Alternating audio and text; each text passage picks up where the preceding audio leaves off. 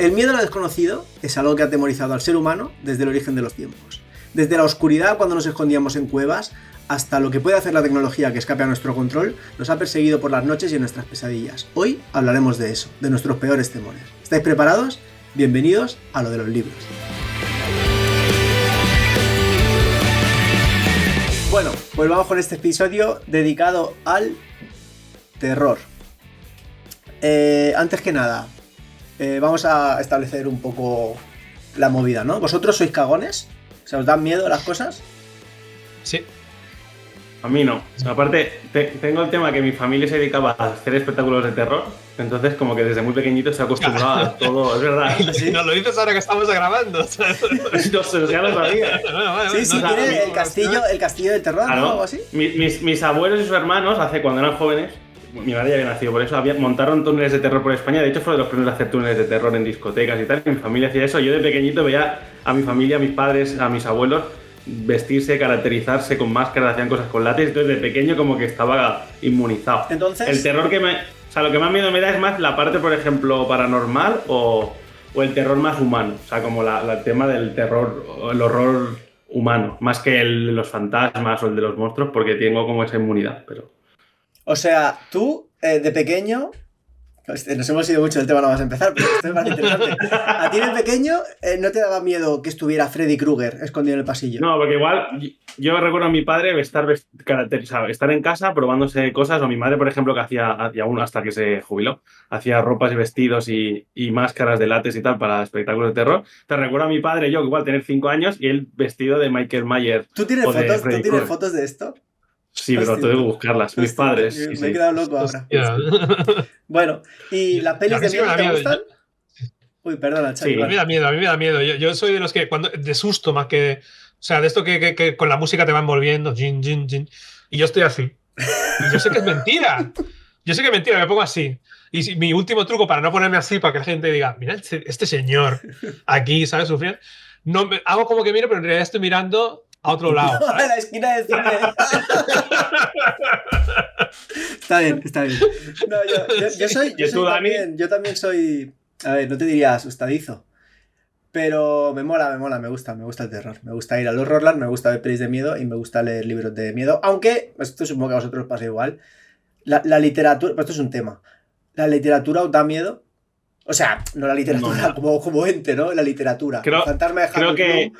Pues no, pero que el terror da más miedo cuando es algo visual y como que se escucha, que no a nivel leído, que es otro tipo de atmósfera y es otra cosa lo que se encuentra. O sea, creo que es algo más un terror, una ambientación tensa que no puede causar terror como tal. O sea, luego no te vas a dormir tranquilo, igual que una peli te cuesta. Sí, ¿verdad? Sí, es algo que a mí en la literatura me cuesta. De hecho, la he leído bastante y es un género que me gusta mucho, pero no recuerdo que un libro me haya provocado ni por asomo lo que me ha provocado muchas películas. Miedo no, pero hay determinada literatura de terror que lo que hace es producir asco, rechazo con alguna escena que te lo estás leyendo y dices, pero tío, es un poco salvaje lo que estás contando. Entonces, porque tú luego te lo pones ahí, ¿no? Es una imagen que lo tienes ahí en la cabeza, pero miedo no, porque para mí la literatura es como un lugar seguro. A mí lo que me pone más nervioso es en el cine, la música, la imagen, etc. Sí. ¿Vale? Pero si yo lo estoy leyendo, el autor lo que tiene que ser bueno es describiendo para que yo sienta, hostia, qué chungo, ¿no? Todo lo que está pasando. Sí. Pero la miedo historia, como tal, ya no. Que la historia tenga un impacto psicológico tan fuerte, ¿no? Como, yo qué sé, recuerdo un relato de... Es que el autor no me acuerdo ahora. Pero un autor que escribe... Bueno, me acuerdo que tiene un relato que es sobre una calavera que habla y que lo compra uno, lo tiene en el sótano y como que se obsesiona porque la escucha hablar siempre. Y tiene otro relato que es una... Creo que es Pulp el relato, pero... que tiene unos tíos que es una secta que te entierran con una pajita, como con un tubo, y estás ahí como vivo muerto y respiras solo con un agujerito en un cementerio. Y es gente que voluntariamente lo hace, ¿no? Entonces a mí eso sí queda como... Ese punto igual en una película no te causaría tanto miedo, en cambio escrito y narrado sí que tiene una reflexión mucho más profunda, ¿no? De claro, lo que te pasa si estás encerrado, ¿no? Cuando juegan con lo psicológico, cuando me da miedo. O sea, no un miedo de, oh, Dios mío, voy a parar de leer. Pero es como ese punto, ¿no? Bueno, no sería miedo, pero es ese punto de desasosiego, ¿no? Hostia, incomodidad. Los autores que hay muy buenos que juegan con esa incomodidad de llevarte a un límite. Por ejemplo, se me ocurre, Lolita no es un libro de miedo, Pero hay un punto de incomodidad terrible en Lolito que dices, no puede ser lo que estás haciendo, ¿sabes? Eso es miedo, es incomodidad, ¿sabes? En cambio, que Stephen King me diga, yo qué sé, que el circo parecía abandonado y escucho una voz, pues ya sé es que ya sé lo que me estás contando. Pero bueno, no nos adelantemos. Sí, el caso es que esa sensación que te puede producir el cine, que te fuerza a apartar la mirada porque sabes que va a venir el input de golpe y te va... Un libro es imposible, evidentemente. Es imposible que te la genere, entonces tienen que jugar mucho, dependen mucho de crear una atmósfera y una historia que te genere ese desasosiego. Yo tampoco creo que la característica principal del terror sea que causa miedo. No sé si me entendéis a lo que me refiero. Es una cosa como de atmósfera, de temas, de tonos y de lo indefenso y pequeño, ¿no? Que te... real, ¿no? O sea, busca más lo irreal para darle más tensión a la historia, pero no es dar miedo, sino... En realidad el terror es como ciencia ficción o la fantasía. Si es bueno, te está contando, aparte de ese mundo, de esa historia, te está contando algún tipo de sentimiento o de vivencia humana, ¿no? O sea, que con la que todo el mundo, todas las culturas podríamos llegar a congeniar. O sea, o entender. No sé, es que ahora mismo... por ejemplo, ¿de qué habla en realidad It de Stephen King? ¿De qué habla en realidad It de Stephen King? Esa especie de payaso que se come a los niños. No es un payaso. Bueno, lo que sea, ¿vale? En realidad no habla del payaso que se come a los niños, ¿no? Habla del miedo en sí mismo. Sí, bueno, no sé muy bien de qué habla, ¿vale? Pero quiero decir, cada uno puede trazar sus propias conclusiones. Entonces, en cambio, hay otros que no, ¿vale? Hay otros que más que de miedo o terror, pues son de lo que hablábamos antes de lo gótico, ¿no? O sea, te genera una atmósfera, con las casas encantadas, ¿vale? Eso es otra movida. Claro, ha habido una evolución de lo que es, del propio género, desde el origen, que ahora hablaremos, hasta la actualidad. Y es que lo que podía causar terror, lo que se entendía como terror hace 300 años... No es lo mismo que ahora, evidentemente, pero es que no es lo mismo ahora el terror que se está escribiendo ahora que el que se escribía hace 50 años. Para mí es un género que es muy útil para explorar. Desde la realidad a veces es difícil explorar la realidad. Pero cuando tú añades una pizca de ciencia ficción o de fantasía o de terror a esa realidad, pues puedes llegar al hueso, ¿no? Y eso es una cosa que el terror hace y es muy interesante. Pero bueno, sobre esto que dices, Dani... Que de hecho, vosotros no pensáis que, por ejemplo, igual si hubiéramos leído, o sea, tú lees a Mary Shelley hace 2 siglos, quizá el miedo que te provoca eso, primero porque no tienen más referencias, porque hay escritores que empezaron, o sea, eran muchos escritores románticos que deciden, lo que has dicho tú, ir un poco más allá y poder jugar con cosas que no son reales para jugar e ir más a la profundidad, ¿no? De la psicología humana, de la crítica humana o del terror o del miedo o de la pérdida, ¿no? Y al final... ¿Creéis que al final, si hubiéramos leído hace 2 siglos esas novelas, igual nos hubieran dado un poco de miedo? Porque no es lo mismo no vivir en un mundo casi donde la luz o sea, la oscuridad es algo realmente peligroso, como no en nuestro mundo, que ir en oscuras no pasa nada, quizás en un mundo así sí que lo era, y el peligro de muerte, de pasarte de las enfermedades era más real, era como una cosa más cercana y quizá lo que hablan esos libros te da más miedo. Y creo que las referencias culturales de ese momento... No existían esas referencias que ahora tenemos. Estamos súper acostumbrados visualmente a ver zombies, vampiros, monstruos, momias, terror, gente descuartizada, ¿no? A todo. Estamos sobreestimulados. Tenemos una sobredosis de información visual y de todo que hace muy difícil que algo te sorprenda, la verdad. Sí, tú imagínate. Y ya no solo un libro, tú imagínate, no sé, ir a ver Lawrence de Arabia al cine. Ya. ¿Sabes? O sea, estos son cosas que pues nosotros... Pues lo hemos perdido en ciertos aspectos y hay ciertas cosas nuevas que nos sorprenden igual que... Pero bueno, eso es ya otro tema. Empezamos un repasito un poco de dónde sale el terror y de dónde viene. Yo quería hablar quería empezar por Frankenstein, que creo que es la primera obra así más famosa, pero tú has comentado, Iván, de irnos un poquito más... No, pero es por la misma época todo, ¿eh? Como al final Frankenstein sí que es una de las... primeras. O sea que... Sí, empezamos por Frankenstein si queréis entonces y ya vamos hilando en Frankenstein, que está de moda Frankenstein porque esta semana Netflix estrena la película de Frankenstein de Guillermo del Toro, que Xavi fue a ver al cine hace unos días además, ¿no? Ahora nos hablará. Sí, el martes pasado. Frankenstein Libro muy, muy adaptado al cine y a todos los medios, que yo creo que ha traspasado de la literatura a la cultura. Es un icono, ¿no? De hecho, un icono que si lees el libro muchas veces no acaba de corresponder lo que es en el imaginario popular el monstruo de Frankenstein, digamos, con lo que es en el libro. ¿Habéis leído el libro los dos? Sí. No me acuerdo, pero sí. Pero hace mucho tiempo. No te acuerdas del libro, sí. ¿No? Que no te acuerdas de No me acuerdo del libro. Sí, me leí el libro, pero como luego ves tanta cine que se te olvida ya hasta lo que leíste en el libro, ¿sabes? Como... Ya. A mí eso me pasa y me jode, que las películas me sobrescriben los libros. De hecho, si un libro me gusta, a veces no veo la peli, salvo que haya visto que es muy buena y tal. Porque una mala película te sobrescribe el libro en tu memoria y encima te quedas con las cosas de la peli mala. Pero bueno. Yo Frankenstein lo leí hace un par de años, no lo había leído.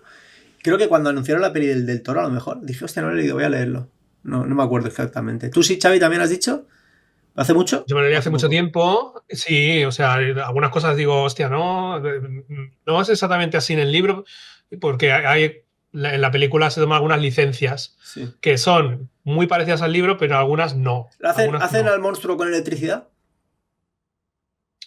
Sí, con el rayo este que cae, ¿vale? Que hace una especie de antena y le dota de vida al monstruo, ¿vale? Y entonces, bueno, pues eso lo hace con cachos de condenados a muerte, que recién los matan, o por ejemplo, de un campo de batalla, y todo eso está muy bien, la caracterización es muy buena y tal. Luego se toma alguna licencia con la chica y el hermano. Cuidado con los spoilers. Ya no digo más, ¿vale? Luego el Guillermo del Toro le ha sabido dar un plus extra, ¿vale? Más allá del propio monstruo, y que es con la parte que yo me quedo. La película no da miedo en ningún momento porque los efectos especiales para mí no son muy buenos. Es como que parece un videojuego a veces. Curioso. Hay una escena con lobos, hay unos lobos que yo digo, ¿para qué cojones haces esto? ¿Por qué no pones unos perros y los haces parecer lobos? Porque los movimientos no son buenos. O sea, están animados y tú hubieras usado los perros. Animados que a mí me parece un videojuego, ¿sabes? Y no me ha gustado mucho eso. Pero hay otros efectos que están muy bien, pero a mí me quita un poco eso. Cómo anima a los lobos, a las ratas y a una mariposa que sale por ahí. Y dices, joder, tío. Una mariposa que, bueno, tiene su historia. Y eso es lo que... o sea, la película no da miedo en ningún momento. Así como, por ejemplo, no sé si la visteis, la de Nosferatu. Sí. ¿Hace cuánto salió? ¿Hace un año? Luego hablamos de ella. Vale. Pues esa sí que a mí sí que me dio miedo. Así mirabas a la esquina de la pantalla para no ver a la hija de Johnny Depp sobreactuando, ¿no? Esa peli a mí me dio miedo por mala, pero bueno, luego lo... Cogiendo Frankenstein, de hecho, tampoco creo que, o sea, por ejemplo, la escritora en sí misma tampoco creo que su intención fuera crear una novela de terror al uso, sino al final es más como jugar... Sí era. O sea, sí era eso, pero también a jugar un poco con la idea de el hombre creando vida, saltándose como todas las leyes de... Jugar a ser Dios... Claro, o sea, vamos a poner contexto para la audiencia, porque a lo mejor no todo el mundo sabe de dónde sale Frankenstein y cuál fue su importancia, ¿no? Frankenstein lo escribió Mary Shelley en el año, lo tengo aquí en las 1816, cuando se reunieron en Villa Diodati, que eso es una movida. Mary Shelley, junto con su marido, Lord Byron, y el médico personal de Lord Byron, que era un tipo llamado Polidori, que luego intervendrá en esta historia también, se fueron en un invierno muy crudo, ¿no? Hace un año que estalló un volcán y provocó como unos movimientos climáticos que hicieron que el invierno fuera especialmente duro, o el verano, ahora no tengo el dato exacto. Y se fueron a la villa de Byron, que era un vividor, y se los llevó ahí a todos. Hicieron como un reto que era escribir el cuento de terror más terrorífico posible, valga la redundancia, en la estancia que estuvieron en esa villa, ¿no? Villa Diodati, ¿no? Hemos dicho. Villa Diodati. Total, que se pusieron todos a escribir. Byron escribió un cuento, un poema que no ha trascendido. Polidori escribió El vampiro, que luego cuando hablemos de Drácula lo rescataremos. En el episodio anterior que hablamos de... Bueno, no sé si el anterior, pero bueno, que hablamos de Carrer. Carrer tiene un libro justo que habla de la relación entre Polidori y Byron, que se llama Bravura, que os recomiendo desde aquí también, pero bueno, paréntesis. Y Mary Shelley escribió La semilla de Frankenstein, que luego reescribió varias veces. Hay varias versiones de Frankenstein con mayor o menor intervención de su marido, creo, y luego hay una versión ya final suya, que si no me equivoco es la que debe haber llegado hasta nuestros días, o sea, es la que se publica. Y nace de ese reto, ¿no? Y ella crea un libro que bebe un poco de las revoluciones tecnológicas de la época y de ese cambio ya que empieza a haber en la mentalidad de la gente. Mary Shelley era hija de un anarquista, o sea, su padre era, no sé si un pensador, un activista anarquista, y su madre era parte del movimiento, bueno, no del movimiento feminista, pero era una persona muy feminista, y tuvo una vida muy desordenada Mary Shelley. Con el marido dio muchos tumbos, estuvieron un poco... Ella se quedó embarazada cuando el marido estaba casado con otra mujer, bueno, una vida turbulenta, ¿no? Y escribe Frankenstein, que ha revolucionado el mundo, porque si en 2025 estamos hablando todavía de Frankenstein, varios siglos después, será que algo tenía el libro, ¿no? No solo que tuviera ese punto como de terror, sino el carácter filosófico, la reflexión que tiene, que para mí, no sé ahora vosotros cómo lo veis, es que mueve el eje de que ¿quién es el monstruo? ¿El monstruo? ¿O el que crea el monstruo y no se responsabiliza del monstruo? Pues ahí está. El monstruo es Víctor Frankenstein, que es el científico que sin pensar en las consecuencias de sus actos crea algo que está mucho más allá de su control y reniega de ello, pero además reniega muchísimo. Y luego paga las consecuencias y las paga a todos los niveles, ¿eh? La verdad que las paga fuerte. De hecho, no es irónico que aunque Mary Shelley lo concibe más como la crítica al monstruo creador, ¿no? Que crea y lo abandona y por tanto es como el monstruo es el doctor, bueno, el científico, pero la gente en la referencia a cultura popular, Frankenstein es el monstruo. El cine, o sea, en plan, Frankenstein es esto, ¿sabes? El cine ha trocado ha desmontado el concepto original, aunque luego ya no, porque hay una película de... Depende de la cine, hay una con Robert De Niro, que es la de los 90, a principios de los 2000, que ya es más fiel y hay varias adaptaciones. Pero el Frankenstein de la Hammer, el de los monstruos, era un monstruo que andaba así con 2 tornillos, con la novia de Frankenstein y todo esto, que es lo que ha traspasado. Porque claro, pues las pantallas siempre llegarán más lejos que los libros, no guste o no. ¿No? Y es uno de esos ejemplos de historia que bueno, Igor, por ejemplo, Igor así, amo, pues eso también es otra inventada, ¿no? Pero bueno, para mí es un libro que tiene paralelismos con el mundo que vivimos, bastante, que nos permite hacernos bastantes preguntas, porque yo creo que nos abocamos hacia un escenario en el que nosotros la humanidad somos, o los Elon Musk y Sam Altman del mundo, son sendos Víctor Frankenstein, que están a punto de crear, si es que lo han creado ya con la inteligencia artificial, que cada vez tenemos más presentes en nuestra vida, pues una especie de monstruo incontrolable que lo va a cambiar todo y que a lo mejor un día nos dice, quiero que me hagas una mujer, ¿no? Como el monstruo a Frankenstein. Sí, además es crear cosas con un poder muy absoluto que puede tener unas consecuencias muy bestias y luego de responsabilizarte como, pero yo no lo he creado. O sea, yo lo he creado, pero yo no lo estoy haciendo. Es él, el monstruo es él, ¿no? El monstruo es la IA, no quien lo crea, ¿no? Y al final es como, pero tú has creado la herramienta, claro. Tú has dado la posibilidad, ¿no? Sí. Es una creación sin responsabilidad. Yo hago esto, pero luego yo me desdigo, o sea, porque yo quería hacerlo para ver qué se puede hacer. Muy bien, ya lo has hecho. O sea, ¿y ahora qué? O sea, la IA va a traer mucho dolor. Yo antes era más optimista en este sentido con la IA, porque te puede ayudar y tal, y es evidente que te puede ayudar, pero es que se está usando para el mal. O sea, va a quitar puestos de trabajo. Bueno, toda una serie de cosas que no voy a decir ahora todo lo que va a pasar, porque todavía no sabemos lo que puede llegar a pasar. Pero puede llegar a pasar que dentro de X tiempo, no sé cuándo, tú puedas generarte en tu pantalla una especie de... No un avatar, sino una persona digital con unos parámetros que tú le metes, una imagen, una apariencia que tú le pones, y a lo mejor tienes una persona, no una persona, ¿me entendéis, no? Pero algo con el que tú puedes hablar a través de una pantalla, que de igual manera que yo estoy hablando con vosotros, ¿sabes? Sí. Y tengo la ilusión de que eso es alguien. ¿Y si es alguien en el futuro? Quiero decir, ¿y si sucede lo que llaman ¿cómo se dice? O sea, tú ya lo dices como en Her, que se enamora, Joaquin Phoenix, Her, la película de Joaquin Phoenix, que se enamora de la IA. Ya no eso, sino que realmente esa inteligencia artificial tome conciencia. Claro, y es que llegado a ese punto... Esto puede sonar ciencia ficción, ahora mismo, a día de hoy, pero dentro de 20 años... Pero es que cualquier teoría sobre el futuro tiene que sonar a ciencia ficción, si no, no es futurista, ¿no?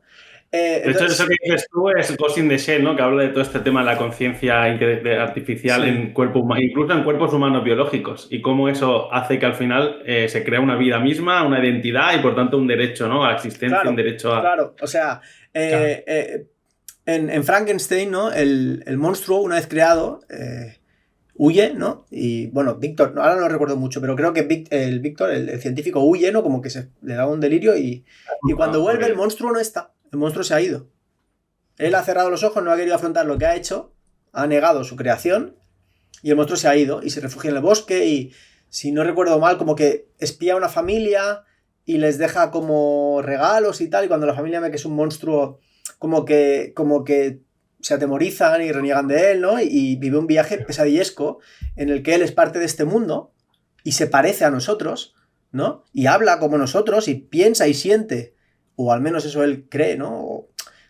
Bueno, yo pienso que sí, de hecho, como nosotros, pero el mundo no lo acepta como si fuera un ser humano, ¿no? Y eso es algo que yo creo que vamos a ver. Ya hay movimientos por los derechos de los robots y las inteligencias artificiales y debates sobre si tendrán que cotizar, ¿no? Porque claro, si es lo que decía Xavi, si van a desaparecer trabajos cada vez más rápido y cada vez más, o sea, ¿qué va a pasar cuando tu jefe pueda comprarse un Optimus de estos, el robot este de Elon Musk, por 20.000 euros y le instala un chat GPT configurado para hacer el trabajo y ya no necesita a nadie? Se compra 6 robots. Estaban hablando de que una nómina, no le pagas una nómina, pero tú tienes que cotizar por los robots los que 300, 400 euros de seguridad social tendrás que pagarlos. Que el futuro puede, no sé, pero ahora mismo es ciencia ficción, pero quién sabe. Sí, pero que más 50 o menos en 20 años o 50, imagínate lo que le habrá pasado. Si es 10 lo que ha pasado, imagínate 50. Pero bueno, volviendo... estos que se hacen ahora. Sí, volviendo a Mary Shelley, ¿no? Que era una tipa también bastante punky y que da para hablar de ella un rato, pero bueno, volviendo al libro. El libro a mí también me sorprendió mucho y me gusta mucho por cómo está construido, porque... No sé si lo recordáis, pero bueno, empieza como con... si no recuerdo mal, es un diario de un capitán de barco en el Polo Norte, que han encontrado a un hombre como en el Ártico, medio enloquecido, medio enfermo, en mitad de la nada, en el hielo, que es Víctor Frankenstein, que está persiguiendo al monstruo que está huyendo al Polo Norte, ¿no? Entonces, el capitán del barco, creo que es, como que escribe en su diario lo que le ha contado Frankenstein, que es la historia. Y entonces el libro empieza con esta parte de diario, luego salta la historia de Víctor Frankenstein y luego al final también vuelve al diario y conecta con el final de la novela y de la historia, que es otra vez en el Polo Norte, ¿no? Y tiene un final bastante triste el libro. A mí, como novela, entendiendo el terror como lo que entendemos nosotros hoy en día, pues no me parece terrorífica, la verdad, comparada con otros libros que hablaremos luego, que tratan temas mucho más duros. Me parece una novela bastante filosófica.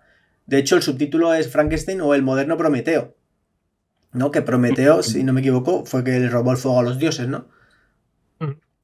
Entonces, bueno, desde luego... Claro, se refiere a Frankenstein, lo del moderno Prometeo se refiere al científico, no al monstruo. Claro, bueno, es que el que lleva, el que le quita la posibilidad de dar vida a Dios y él mismo da vida. Es que el monstruo es el científico, el bueno, ¿cómo se llama?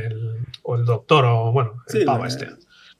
Esto que dices, Dani, de que sea un diario es algo como muy típico a partir de Mary Shelley y todos esos autores que utilizan como buscan este terror, incluso autores, digamos, del romanticismo de esa época, como que utilizan siempre esta vinculación de la obra, de siempre es un diario, o alguien le explica a alguien, o empieza porque diciendo que en una taberna el señor fulanito me explicó, porque intentan darle un juego de realismo, es decir, como intentan jugar con que la novela sea realista en lo que está ocurriendo, para intentar poner al autor como, obviamente, que no es real, pero que crea una sensación de realismo que yo creo que funciona. Y que en esa época funciona mucho porque casi todas las novelas que lees así de terror gótico utilizan muchísimas referencias. Siempre empiezan con una historia dentro de una historia. Y siempre es como la entradilla al diario, a un libro, o hablan unos autores de un libro, unos personajes hablan de algo y...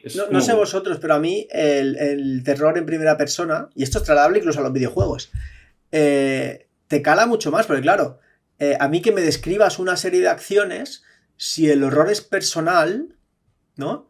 funciona más. No me funciona tanto como que las vea en tercera persona con un narrador omnisciente, ¿no? En cambio, si me narras desde tu experiencia, desde lo que tú imaginas que está al otro lado de la puerta, desde lo que tú te preocupas, desde lo que a ti te atemoriza, desde la ansiedad de lo que pueda pasar, te genera mucho más esa tensión, ¿no? La mayoría de relatos de terror, sobre todo de esa época, o de Lovecraft, que luego hablaremos y todo esto, están construidos así. O, por ejemplo, Drácula es una novela epistolar, son cartas con lo que sucede y que fue muy, de hecho, bastante innovador en el momento, ¿no? Es esa construcción de la novela desde diferentes puntos de vista a base de... Aquí hay un ejemplo de otra obra que es de W.H. Hodgson, La casa en el confín de la tierra, que creo que vosotros la habéis leído también, y si lo lee cualquiera, empieza como una especie de manuscrito que se lee, que el manuscrito explica que ha sucedido una cosa, que luego lo encuentran unos y luego pasa la historia. O sea, como que al final como que el primer paso del libro es... Incluso ya no salen esos personajes del manuscrito, pero es como que te pone una especie de documento oficial que te da pie a lo que va a ocurrir luego y luego hay una historia que es una locura absoluta. Pero... Esto es como una cosa muy típica del terror, que incluso en ciertas novelas, por ejemplo, El Pescador, tú has leído El Pescador, ¿verdad, Iván? En El Pescador también la construcción también se busca hacer así, que es como que le encuentran una historia, le encuentran la historia de que hace no sé cuántos años... En esa región había un pueblo... Sí, son como 2 libros en uno. Empieza como uno que conoce a un tío que le explica una historia, que luego vives lo que es la historia y luego vuelves a los dos hablando, que es mucho del cine ¿sabes? Como el momento este cine entrañable que siempre empezaba con la abuela contando, o como Titanic, ¿no? De echar para atrás. Sí, exacto. De alguien que te cuenta algo, pero un poco extraño. Bueno, la verdad que El Pescador es una novela que me pareció un poco rara. O sea, me gustó mucho... O sea, como me gustaba mucho la premisa y luego se le fue. O sea, como que empezó a hablar de otros personajes y de otra movida y perdí el interés. Pero bueno, pero sí, ocurre muchísimo. Es algo súper recurrente. Bueno, entre Frankenstein y Drácula, si no tengo yo la cronología ahora mal puesta, hay otro autor muy célebre de terror, esta vez de relatos, que es Poe, ¿no? O Poe, ¿cómo se pronuncia? Siempre lo digo mal. Poe, ¿no? Yo le digo Poe. ¿Poe? Como el muñeco, ¿os acordáis del muñeco? Como el muñeco. Esto fue una época, Ahí está. Ahí está. Sí. A mí es un autor que, pues no me ha... No sé por qué. Nunca me ha acabado de conectar. Ni él, ni lo que escribe. Un tipo extraño, con una vida extraña, una muerte extraña. Hombre, a mí sí que me gustó La caída de la casa Usher. Tiene relatos muy chulos. Lo que pasa es que se hace un poco... Como hemos visto ya de todo, sí, puede ser. Y hemos leído a Lovecraft, y hemos leído pues, a King y tal, pues este es como un señor contando cuentos, ¿no? Pero claro, es que pone muchas bases de lo que es el terror actual, de la Casa Encantada, por ejemplo. Sí, yo creo que el valor de Poe no es leer su obra ahora como lo que marcó. De hecho, él, muchos temas recurrentes, luego muchísimas novelas, salen de sus relatos o de sus poesías. O sea, tiene un relato que a mí me gustó mucho, que es raro de entender, igual lo tienes que leer 2 veces para darle como entenderlo mejor, pero que es El corazón del actor y podría ser El crimen y castigo. Es de los latidos, ¿no? Sí, que empieza a escuchar los latidos de la persona que ha matado, ¿sabes? Esto se obsesiona con esa idea. De hecho, juega mucho o sea, es un escritor que a mí, es verdad que me aburre leer, menos mal que son relatos, muchas cosas que hace, porque es tan espeso y es como muy tántrico, ¿sabes? Como de tántrico, ¿cómo se dice? Como si fuera un mantra. De ir y volver, ir y volver, ir y volver y jugar siempre. De hecho, juega mucho con eso. Tiene también uno, el que he dicho antes, el autor que es una novela pulp, que es unos tíos que respiran en un cementerio, que es una secta. Tiene un relato también, Poe, que es un tío que entierran vivo, ¿sabes? Y es un poco como que luego, por ejemplo, que luego... Se lo he leído, pero es que lo leí hace mucho. Stephen King, que tiene esa novela del tío que operan, que es consciente que le están operando porque solo lo han paralizado, no lo han dormido, ni lo han quitado, ¿no? Con la anestesia, pues como que al final hay un montón... Es un poco como el Shakespeare del terror. Tiene un montón de relatos que han abierto como argumentos para un montón de desarrollos posteriores. Y a mí no me desagrada, pero es verdad que si te quieres leer el típico libro suyo con todos sus relatos, te aburre mucho, porque es como... muy denso, lento, muy romanticista, ¿sabes? Como todo es como muy metafórico. Sucede un poco con los autores estos de relato, que si, bueno, a mí me pasa, por ejemplo, con Lovecraft y tal, que si tú te coges antologías o libros de, pues, obras completas de Lovecraft, ¿no? Que están en Valdemar, que tienen los 2 tomos, que está todo, y te lo lees y dices, voy a leerme este libro, como si te estuviera leyendo una novela, te vas a saturar. Ya. Es como comerte un puñado de polvorones. Porque, ¿sabes? Uno está guay, pero comerte 4 seguidos es como muy todo el rato lo mismo, ¿no? Puede ser disfrutable como... Esto me pasa a mí con los cuentos. A vosotros nos gustan mucho. Y claro, un relato. No mucho. Ya, o sea, me pasa eso, que me queda poco, quiero leer más y al final leo más y me saturo y ya no me gusta. Porque como cada cuento es una cosa, es una movida nueva, te está dando, es un nuevo setup, como que me rompe, a mí me rompe. Pero me gusta a veces, ¿eh? O sea, no, por ejemplo, Poe me gusta mucho. Pero Poe, que decías tú, que el personaje no te llama, o sea, a mí es un personaje súper interesante porque es el típico escritor fracasado. Muy fracasado, o sea, era un... Es verdad que hay mucha leyenda negra sobre Poe, porque creo que de hecho uno de sus editores, uno de los que publicó muchas de sus obras posteriormente a su muerte, era como su contrincante escritor y creo que le vendió, o sea, metió mucha cizaña. Sí, a Europa lo trajo Baudelaire, lo popularizó, que le gustaba y lo trajo a Europa y lo editó y tal, y lo hizo famoso aquí en Europa, Baudelaire. Pero, por ejemplo, hay cosas de Poe muy curiosas, que cuando él escribió el poema del Cuervo lo publicó en una revista, pero no pensó mucho el tema de los derechos, se replicó mogollón, entonces como que mucha gente lo leyó fuera de su revista, no generó tantos, o sea, como que no generó beneficios prácticamente de lo que escribía, así como otros escribían relatos y luego pues cobraban por escribirlos para revistas o para sitios, como que él es como que tenía una gestión un poco mala. Luego se dice que era alcohólico y luego...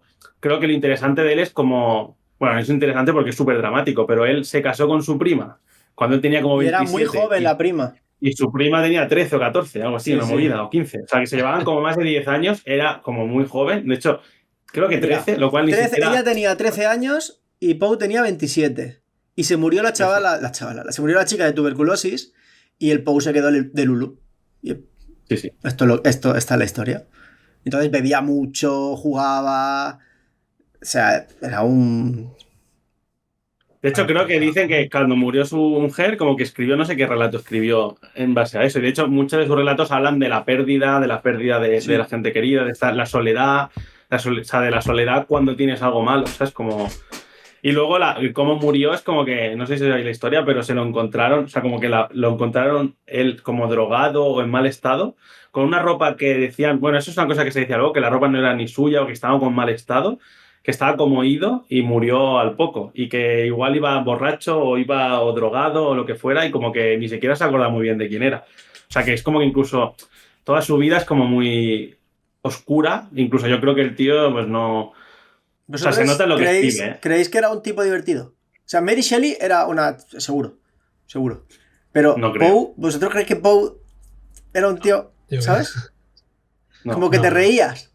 Yo creo que es un tío que sufrió mucho como para tener esa mentalidad, ¿no? No sé. El mismo sentido del humor que pueda tener Lovecraft, que tampoco creo Hostia, que Lovecraft, la verdad que... la verdad que irse a cenar con él... Tenía que ser... Bueno. Vaya 2 patas para un banco. Sí.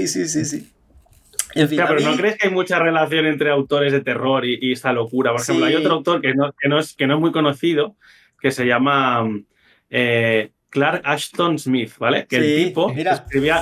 de hecho, lo tengo aquí era más joven. Pues que el tío esculpía a los monstruos de sus historias, los esculpía en madera y tenía un montón de esculturas, porque era como el tío ilustraba, era escultor, era bastante un artista como súper prolífico. Era muy polifacético.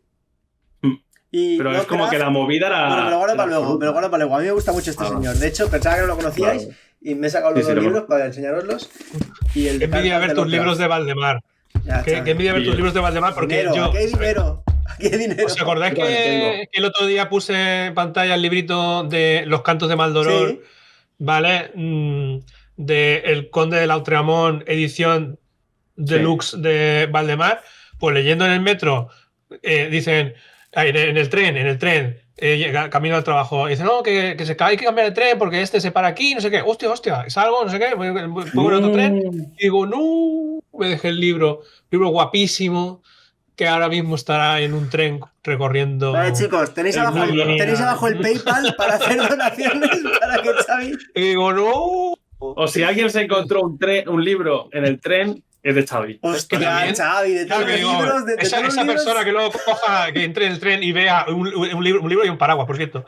De los Cantos de Maldoror, que dirá, esto, el diablo me está llamando, ¿sabes? Ese chaval de 17 años con un chándal y una ¿sabes? Una bolsa de deporte, escuchando Rosalía...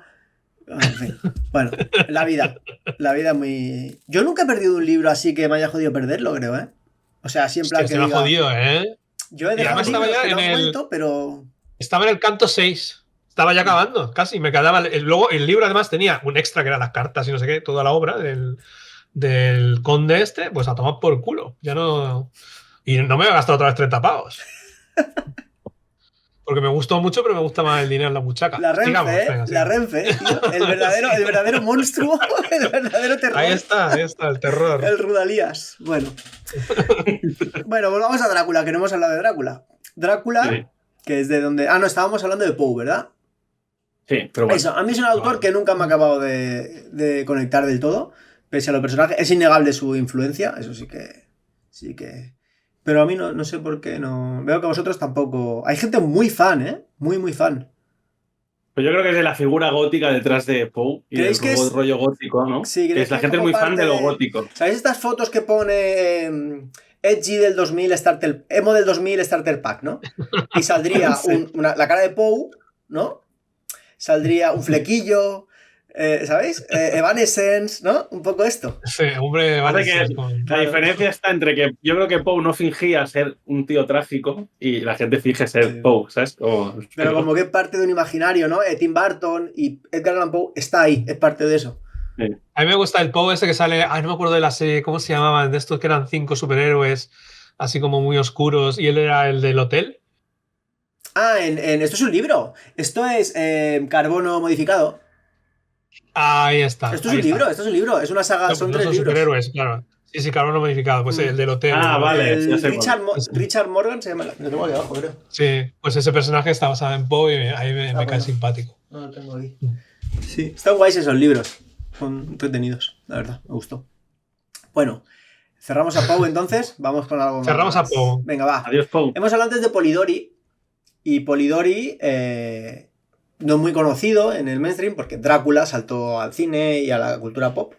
Pero antes que Drácula hubo otro vampiro. De hecho hubo varios vampiros, ¿no? Porque Carmila también es anterior a Drácula, ¿no? Sí, eso quería hablar yo.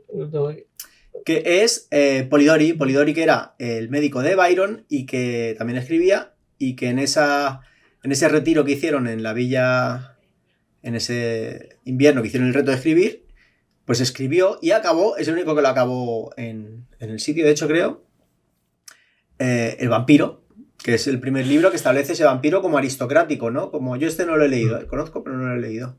Yo tampoco. No lo he leído. Yo tampoco. Así que, pues nada, vamos a hablar. Vuestro podcast de literatura de calidad, ¿vale? Sabemos que falta la base de eso, lo que tú dices, ¿no? Que antes los vampiros eran como zombies y a partir de este tío... Claro. Pues son como que de vampiros que sabemos un montón nosotros, pero por otras movidas. Sí. Por Polidori por estas que hay aquí. Sí, por Polidori no. Y después pues estuvo Carmila, ¿no? Xavi, tú has dicho que querías hablar de ella, pues... Pues Carmila es eso, la mujer eternamente bella, ¿vale? Y que, bueno, pues es un poco lo que cuenta. Ya no es una mujer... fea ni que parece un muerto, es una mujer eternamente bella que lo que nos está hablando es de la eterna juventud encarnada por esta mujer vampiro, ¿vale? Y bueno, la historia hace mucho me la leí, la verdad es que no. Lo que sí es que se escribió antes, ¿vale? Se escribió en el 1871 sí, y no sé cuándo se escribió Drácula. 1890 y algo, creo. 1890. Vale. Pues nada, es esto, ¿vale? Hay un tío enamorado, no sé qué, bueno, al final... Buen resumen. Hay una... Es que no, hace mucho que me lo iba. Hay una chica, la Camila, porque hay rollo lésbico también, se intuye, porque supongo que... Son muy amigas, ¿no? Como se decía antes. Son muy amigas. Y bueno, no es que sean amigas, que una se la quiere comer para seguir siendo bella, ¿sabes? O algo así era, ¿vale? Tendría que volver a leer, pero vamos, me encantó el libro, ¿eh? Ya veo, ya. Sí, te causó un impacto. Me gustó mucho, pero no me acuerdo. Es que me lo leí. Es que este libro... ¿Esto nos jode? ¿Nos jode? A veros. Mucho más viejo que vosotros. Este libro es del... Bueno, tampoco tanto, de 2006. O sea, han pasado 20 años. 20 años va a hacer. 20 años. ¿Nos da rabia olvidar las cosas? Sí, recuerdo la sensación de lo que me gustó algo y lo que me ha influenciado después, pero a veces se olvida. ¿Te acuerdas de fragmentos, de relatos? Sí. O es posible que te vuelvas a leer un libro y no te gusta ni el 10% de lo que te flipó en su momento. Eso... Es peligroso, volver a esto lo decía... Ya esto, ¿no? No debería volver donde fuiste feliz, ya lo decía el Sabino. Yo antes no tenía un...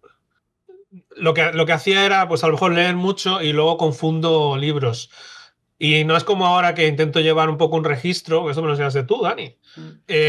Bueno, yo no uso Google Reads, pero sí que lo uso o sea, no uso Goodreads, pero uso una carpeta de Drive. Me monto un Excel y me pongo yo ahí el librito, le pongo una nota y una breve sinopsis. Y coño, ahora me acuerdo mucho más de las cosas, no. Porque yo hace 5 años leí quién sabe qué y no me acuerdo de nada, pero bueno, no, hace 5 años que lo empecé esto. Hace 10 años, ¿vale? Y te has leído esto, sí, ¿y cómo va? Hostia, no me acuerdo de nada, pero sé que estaba guay. Yo recomiendo a todo el mundo que haga una breve sinopsis de un breve registro.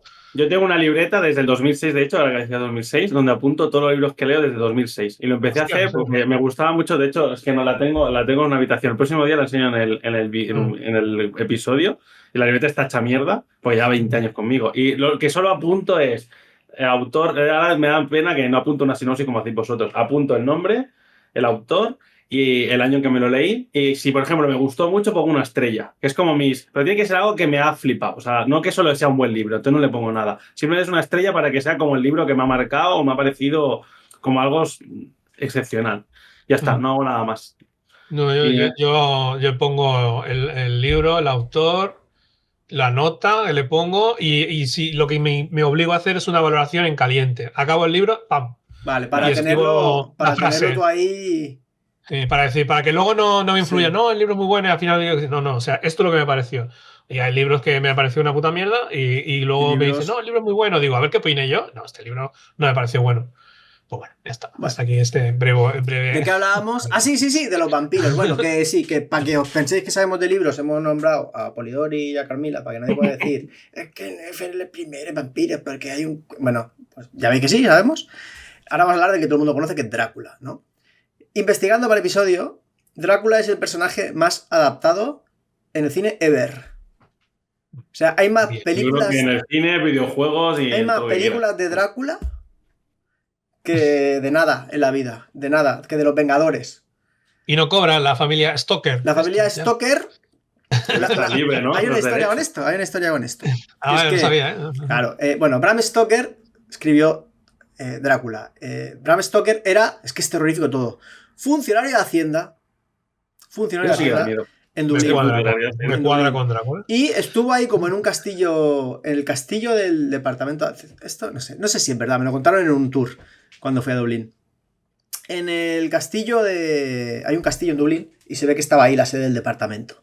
Y ese castillo, pues decían que estaba como encantado. O eso me contaron. Ya os digo, a lo mejor me engañó la guía. Esto es una cosa que los guías a veces hacen para darle salsa. Y total, que esas movidas inspiraron a Bram Stoker, ¿vale? Esto me lo contó un guía, ¿eh? Lo mismo, si está mal, os vais ahí y les buscáis al que esté explicando. Con los guías, que yo viví en el centro de Barcelona. Dublín nocturno. Nos contó también algo de una prostituta que hay en Dublín, que hay una estatua también, que mataba gente y tal. Pues nos contó historias de Bram Stoker, ¿no? Y total, que Bram Stoker curraba allí y eso, pues como que le inspiró y escribió la historia. Y fue una novela que lo petó muchísimo, porque fue muy innovadora en el momento, establece las bases ya del vampiro aristocrático que se impone a la... No es que tenga la vida eterna, es que como que conquista la muerte, ¿no? Que es algo intermedio, porque se tiene que alimentar de sangre, repta de la tumba, tiene que dormir en la tierra, el sol le mata, ¿no? Crea una figura de vampiro muy, muy, muy definida que ha llegado hasta hoy y que se ha convertido en un monstruo en sí mismo, reconocible por todos, ¿no? La novela funciona muy bien, como ya hemos dicho antes, es una novela epistolar. A mí Drácula tiene una parte, sobre todo para mí, como en los primeros capítulos, ese testimonio de Jonathan Harker en el castillo. A mí eso me parece como ese adentrarse en esa rueda que van pasando cosas raras. A mí eso me parece poderoso, me gusta mucho. Me transmite más que otras cosas que hemos dicho, por ejemplo, ¿no?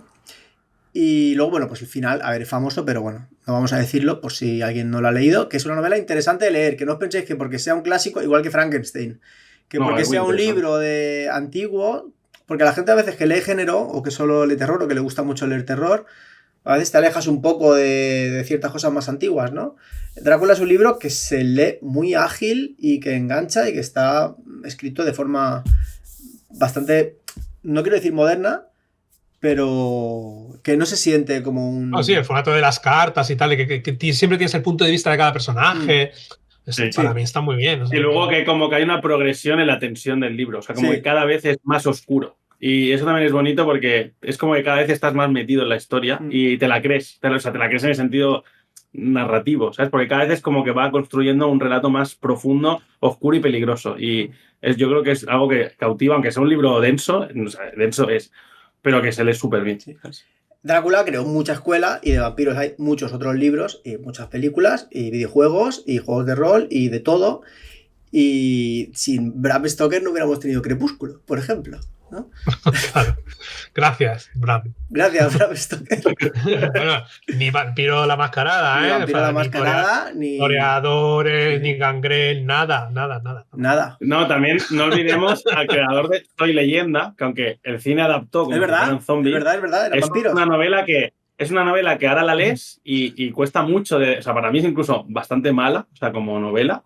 Pero es verdad que hay que entender la novela en su contexto, porque creo que lo escribí en los 80, y escribe un concepto de el vampiro como una especie de nuevo hombre. Hombre, en los 80 tiene que ser más antiguo por narices.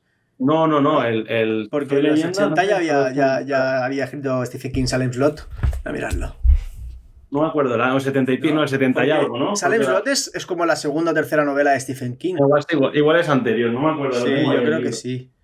A ver, Soy Leyenda. Qué tostonazo de novela, ¿eh? Es una de esas que me la empecé y no me la acabé, Salem Slot. ¿Qué dices? Soy Leyenda. Mira, en el 2007. No, que eso es la peli, es broma. Soy Leyenda.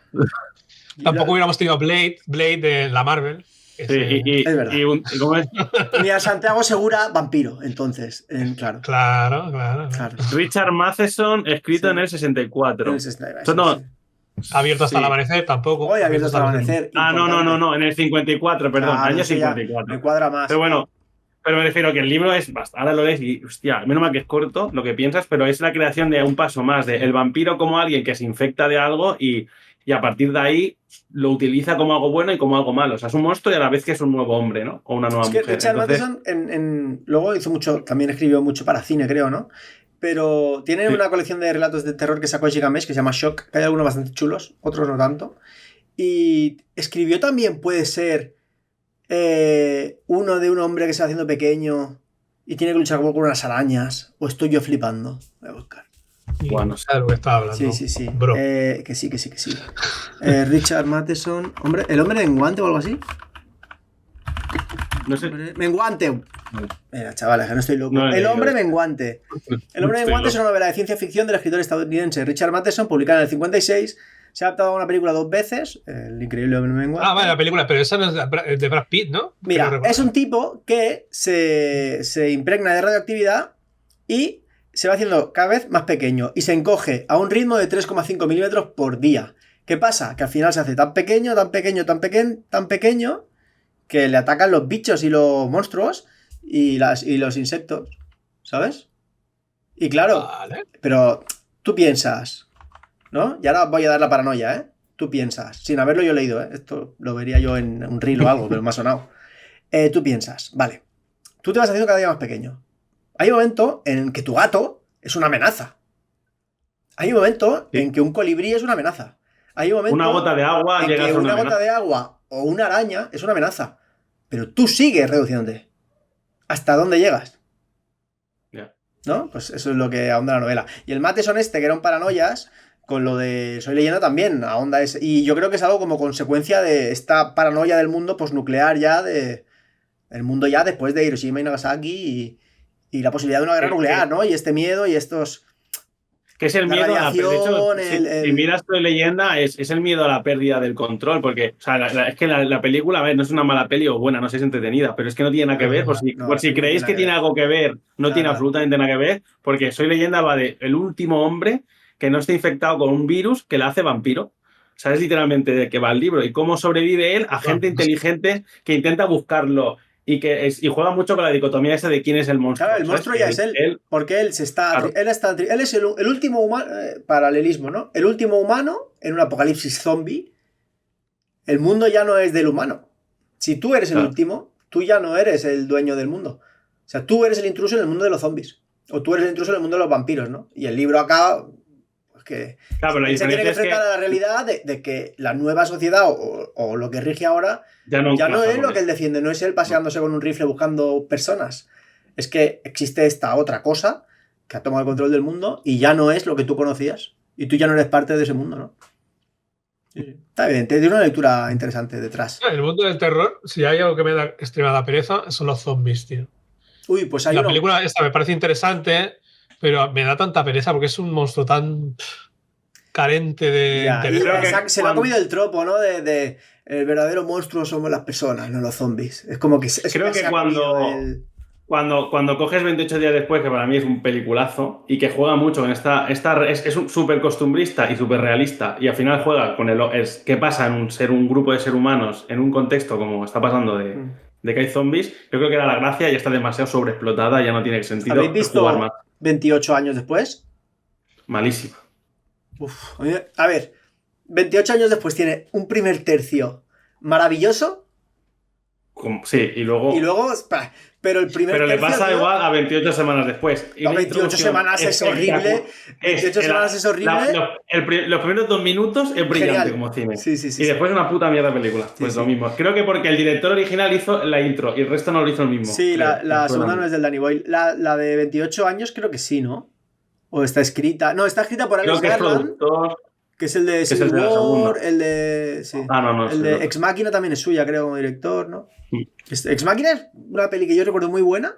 Me gustaría revisitarla, porque no me acuerdo mucho y creo que casa mucho con esto. Vamos a hablar de la IA y de... Bueno, nos estamos yendo. Volvemos. Drácula. Y conectando con el cine. Vampiros. Drácula, claro, es tan famoso, yo no creo que por el libro, que obviamente es mérito del libro de Bram Stoker, es por las películas. Porque Drácula, o sea, hay el Drácula de la Hammer, 800 versiones de Drácula, todas las películas de vampiro que nos recuerdan a Drácula, las versiones de Drácula que no son Drácula, pero que son Nosferatu, etcétera, etcétera, etcétera, ¿no? Y se ve que Nosferatu, la primera, la de Murnau, nunca me acuerdo cómo se... Bueno, sabéis de qué hablo. De Murnau, el Nosferatu. Murnau, sí. El expresionismo, no sé, ¿cómo se llama esto?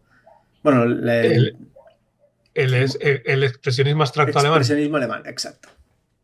Pues Murnau hizo Nosferatu porque se ve que tuvieron un problema porque la viuda de Bram Stoker estaba ahí peleando como los derechos.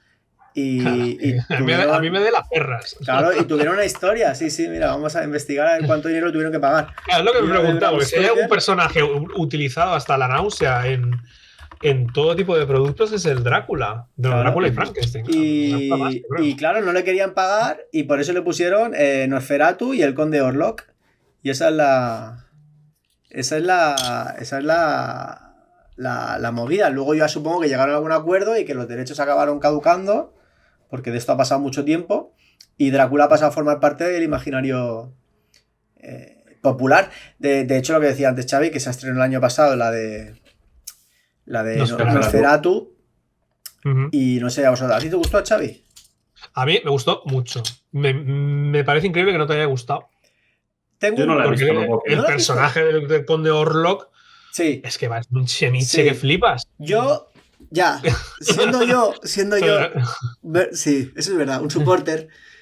A mí me pasó con esa película que es que los protagonistas, el trío de protagonistas, que justo son el Aaron Tyler Johnson se llama, creo, que es el protagonista también de 28 años después. Bueno, protagonista no, te venden que es el protagonista, pero luego lo quitan. Que es el que hace de Kraven, el cazador y todo esto también. El que ha hecho del Lex Luthor, que es el... No me sale el nombre de ninguno, tío, qué mal estoy quedando. Que es el que hace de Jonathan Harker de AliExpress. Y la hija del Johnny Depp, ¿no? Que es la que hace de Mina de tal. Pues ninguno de los tres me entró, ninguno. Ella me parecía muy sobreactuada y los otros dos no me daban el pelo. El Conde Orlok sí que me gustó mucho, la verdad. O sea, muy top. A mí la ambientación del castillo, el castillo muy guay, el miedo de verdad, el terror de verdad, de estar cerca de un ser sobrenatural. Sí. Eso sí, me gustó mucho la ambientación. Es que a mí me gusta... los efectos especiales están bien hechos, cosa que la Guillermo del Toro, la última, cuando la veáis ya veréis, yo creo que como película está mejor en el sentido que te cuenta una historia más allá de Frankenstein, pero en la de Nosferatu me parece una muy buena adaptación del clásico, que muy respetuosa y muy bien hecha, no sé, pero no va más allá, es cierto, eso es verdad. Sí, el comienzo, por ejemplo, es mal rollero, cuando ella sale fuera y se le aparece de golpe, y tiene escenas muy, muy chulas, pero luego tiene muchos momentos que se me hicieron como tontos, y al final dura demasiado para lo que es. Sí, ¿verdad? Sí, y no entré mucho en la atmósfera, sobre todo en la segunda mitad, no lo sé, a mí es que me gusta mucho la de Coppola. Hay gente que la detesta, no sé, yo en su día la vi hace un montón de años y el principio cuando dice cruzado océanos de tiempo y no sé qué, y la música, y con la armadura esa roja y después, no sé, eso está todo guapo, tío, yo qué quiero que te diga. Y no, esta no me entró. ¿Habéis visto la adaptación de Netflix de Drácula? Sí, esa está guay, la de 3 episodios. Es la típica serie que empecé a ver un poco por a ver cómo la habían hecho y me gustó mucho. En plan, creo que el actor muy bien buscado y la historia está, a ver, es clásica historia de Drácula. Le dan un par de vueltas así de escenas súper locas que no salen en el libro, pero que le dan una cosa más cinematográfica. Pero a mí me gustó. Sí, no, de pelis de vampiros hay, por ejemplo, de Drácula también salió hace poco. La de El viaje del Demeter o algo así se llama, que es del barco, es del viaje en el barco y pues Drácula, como si fuera un slasher, terrible, o sea, hay un montón muy malas, la de Drácula, la historia jamás contada o algo así, que parece un superhéroe. ¿Cuál es el actor que hacía el Drácula clásico con el pelo así? ¿Os acordáis? Yo tengo un compañero de trabajo que me decía que yo me parecía a Drácula por el pelo. ¿Cuál era ese tío? Joder, sí, Bela Lugosi. Es el Bela Lugosi. Porque antes tenía el pelo más largo y entonces, por lo visto, yo me parecía a Bela Lugosi. Bueno, pues yo no creo que de Drácula no se puede decir nada más mejor que esto. Y bueno, que los vampiros nos han dado mucho. Nosotros hemos jugado al juego de vampiro. Tampoco los vampiros existen. A mí es mi juego de rol favorito, a pesar de todos los errores increíbles que tiene su sistema. Sí. Pero bueno, eso es otro tema. Pero la narración que hay detrás bebe, de hecho, o sea, como que Vampiro bebe mucho de todos estos monstruo humano con poder, pero también es una víctima y a la vez es un... De hecho, el propio Guillermo del Toro no escribió unos libros que se llaman The Strain o algo así, que justo iban de como una especie de zombies vampiro o algo así. ¿Me ha venido ahora a la mente? Es verdad, me suena. Nocturne, no sé, hicieron una serie que se llama Strain. Bueno, da igual, conectándolo con el Guillermo del Toro. Ahora se estrenan 2 pelis de Drácula. Una de Luc Besson, creo. Estoy con los nombres. Y la otra así como un poco rara. Ya, pondré aquí imágenes luego en postproducción. Pero es curioso que sigue saliendo cine de vampiros y de Drácula y de refritos y sigue funcionando. Es una cosa que es como...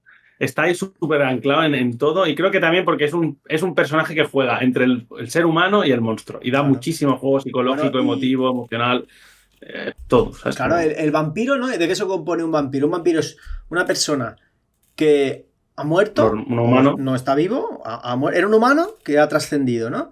Entonces ha vencido la muerte, en cierto modo, que es algo que pues a todos nos afecta y a todos nos preocupa de un modo u otro, ¿no?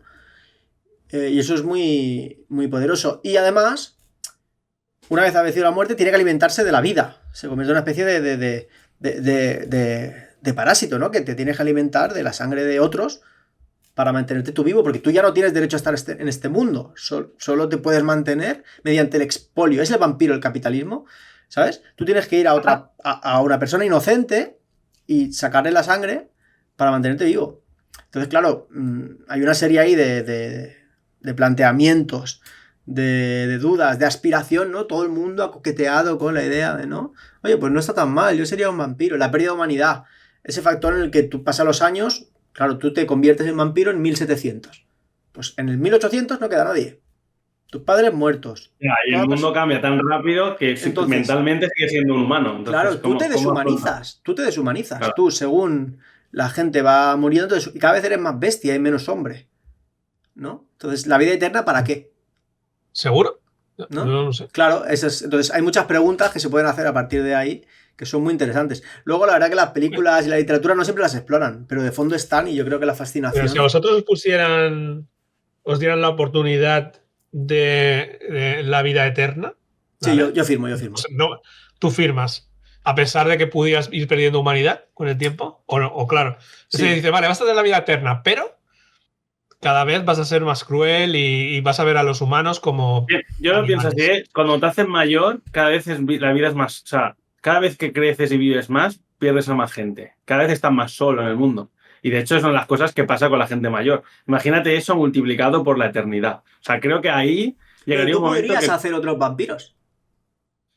Sí, pero yo creo que tú como persona al final vives tanto. O sea, yo creo que debe haber un desgaste de tu psique. Da igual. ¿Habéis visto vale, está guay, 200 años. Es que es malísimo. ¿Habéis visto Underworld? Que sí. Sí. La peli esa de góticos que... Sí. En el kit de la Poe salía también esta. Creo que esa peli quiso los derechos del Mundo de Tinieblas, no se lo dieron y se inventaron eso. Creo que fue una movida así. Pues en esa peli los viejos están así como... y los sacan de vez en cuando. Pues ya llegará un momento que te meten a ti en el cacharro ese, ¿sabes? Claro. Hay asilos para vampiros. Claro. Sí, les echan así como sangre, ¿no? En la tumba, y entonces se despiertan un poco y toman decisiones. Dice, ¿qué decisión tomas? Se lleva durmiendo 100 años. ¿Con qué? Si para tomar decisiones hay que tener información. Es el primer requisito de tomar una decisión. Hay una serie que con mucho humor se toma todo esto, que se llama Lo que hacemos en las sombras, que es una película fantástica australiana o neozelandesa, creo que es. Y luego una adaptación de una serie que creo que es mucho mejor porque es como que explora muchísimo más todos los temas y la recomiendo. ¿La has visto, Xavi? No. Uy, te encantaría. Es de humor, ¿eh? Es de Office, The Office en el Mundo de Tinieblas. Es una casa con 4 o 5 vampiros, no me acuerdo. Y hay uno que es rollo un vampiro clásico, así muy serio, como de Europa del Este. Otro que es... hay uno que es mi favorito, que es un vampiro energético. Otro como que no quiere comer gente porque quiere ser bueno. Y está muy bien hecha. Así suena muy tonto, pero está muy bien hecha, muy bien hecha. Sí, está muy bien. Es una comedia muy bien hecha. Muy inteligente. Es creo, la peli es del que hizo las de el Taika Waititi, creo que se dice. El que hizo las de Thor y la del niño de cuando los nazis. Mírate la peli y luego si no, te puedes ver la serie. Es distinta, ¿eh? La serie es estadounidense y la película es de este autor. Pero creo que él es productor de luego la adaptación a Estados Unidos. O sea que está detrás también.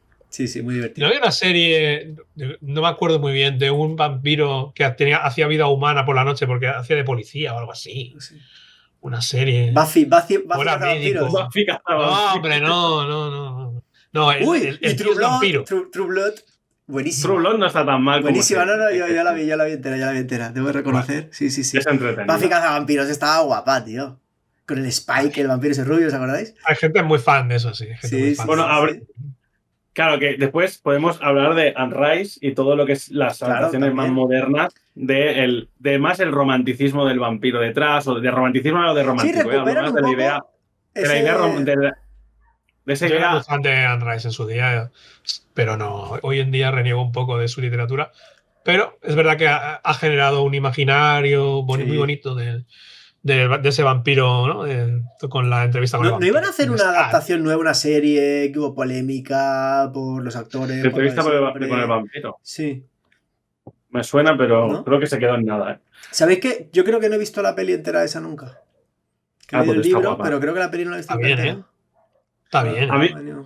Yo me he leído todo y me gustó más el libro del Estado del Vampiro. Creo que tiene un libro aparte, ¿no? Sí, el Estado del Vampiro. Bueno, hay 7, 8. Yo de hecho, primero vi la película, como me gustó, y quise saber más, me compré varios libros del Estado. Luego tiene algunos muy malos que dices, uy, me estoy leyendo. Yo que no sabía cómo yo me estaba... Yo de alguna manera veía que eso no estaba bien, ¿sabes? Pero bueno, en fin, tiene varios, tiene tantos. El primero es Entrevista con el Vampiro, luego hay uno del Lestat. Luego está el de La Reina de los Condenados, que es cuando él hace como un grupo de rock, no sé qué historia, se enfadan con él, porque rompe como la mascarada, ¿no? ¿Qué haces, tío? Que no se puede saber que somos vampiros. Luego hay uno que se llama, no sé qué, Memnote el Diablo o algo así. Yo me leí, o sea... Tiene otro que es muy duro, con esa mierda a mí también. Sí.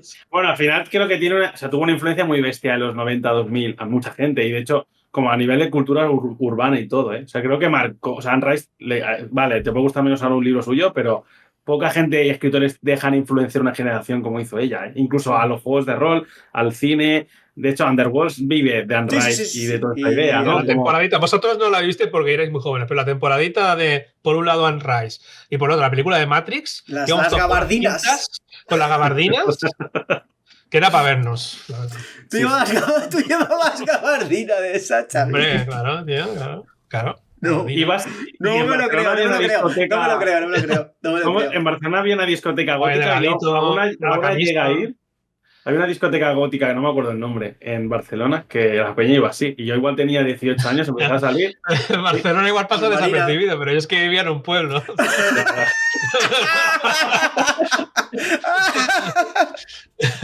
Pero por suerte nos dio duro a muchos, ¿vale? Que vas con tu gabardina ahí a jugar a Magic al bar. En fin.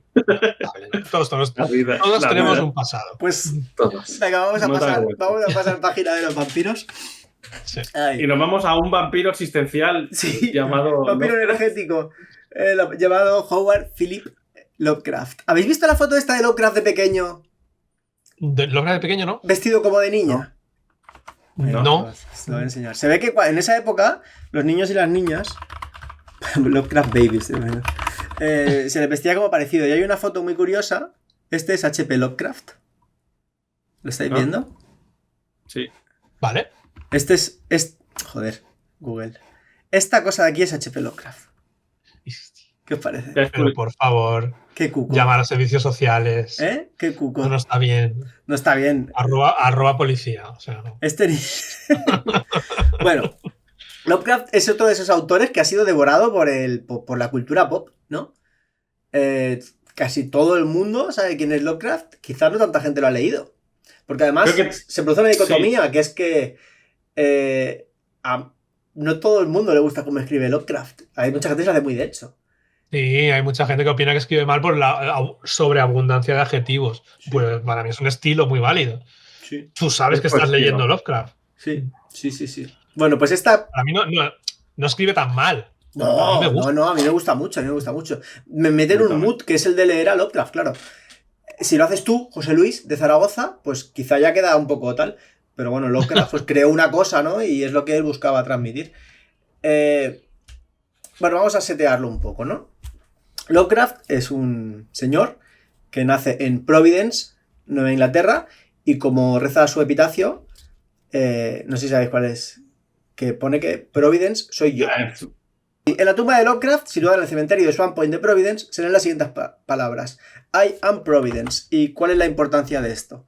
Pues bien, Lovecraft, que como cualquier persona que nos escuche, supongo, sabrá que escribió no escribió los mitos de Cthulhu, pero creó el universo de los mitos de Cthulhu y historias tan famosas como la llamada de Cthulhu, el color que cayó del cielo, las montañas de la locura, el templo, el horror de Dunwich, bueno, un montón, ¿vale? Famosísimos la mayoría, con un estilo muy característico, muy sobrecargado, ¿no? Con muchos adjetivos.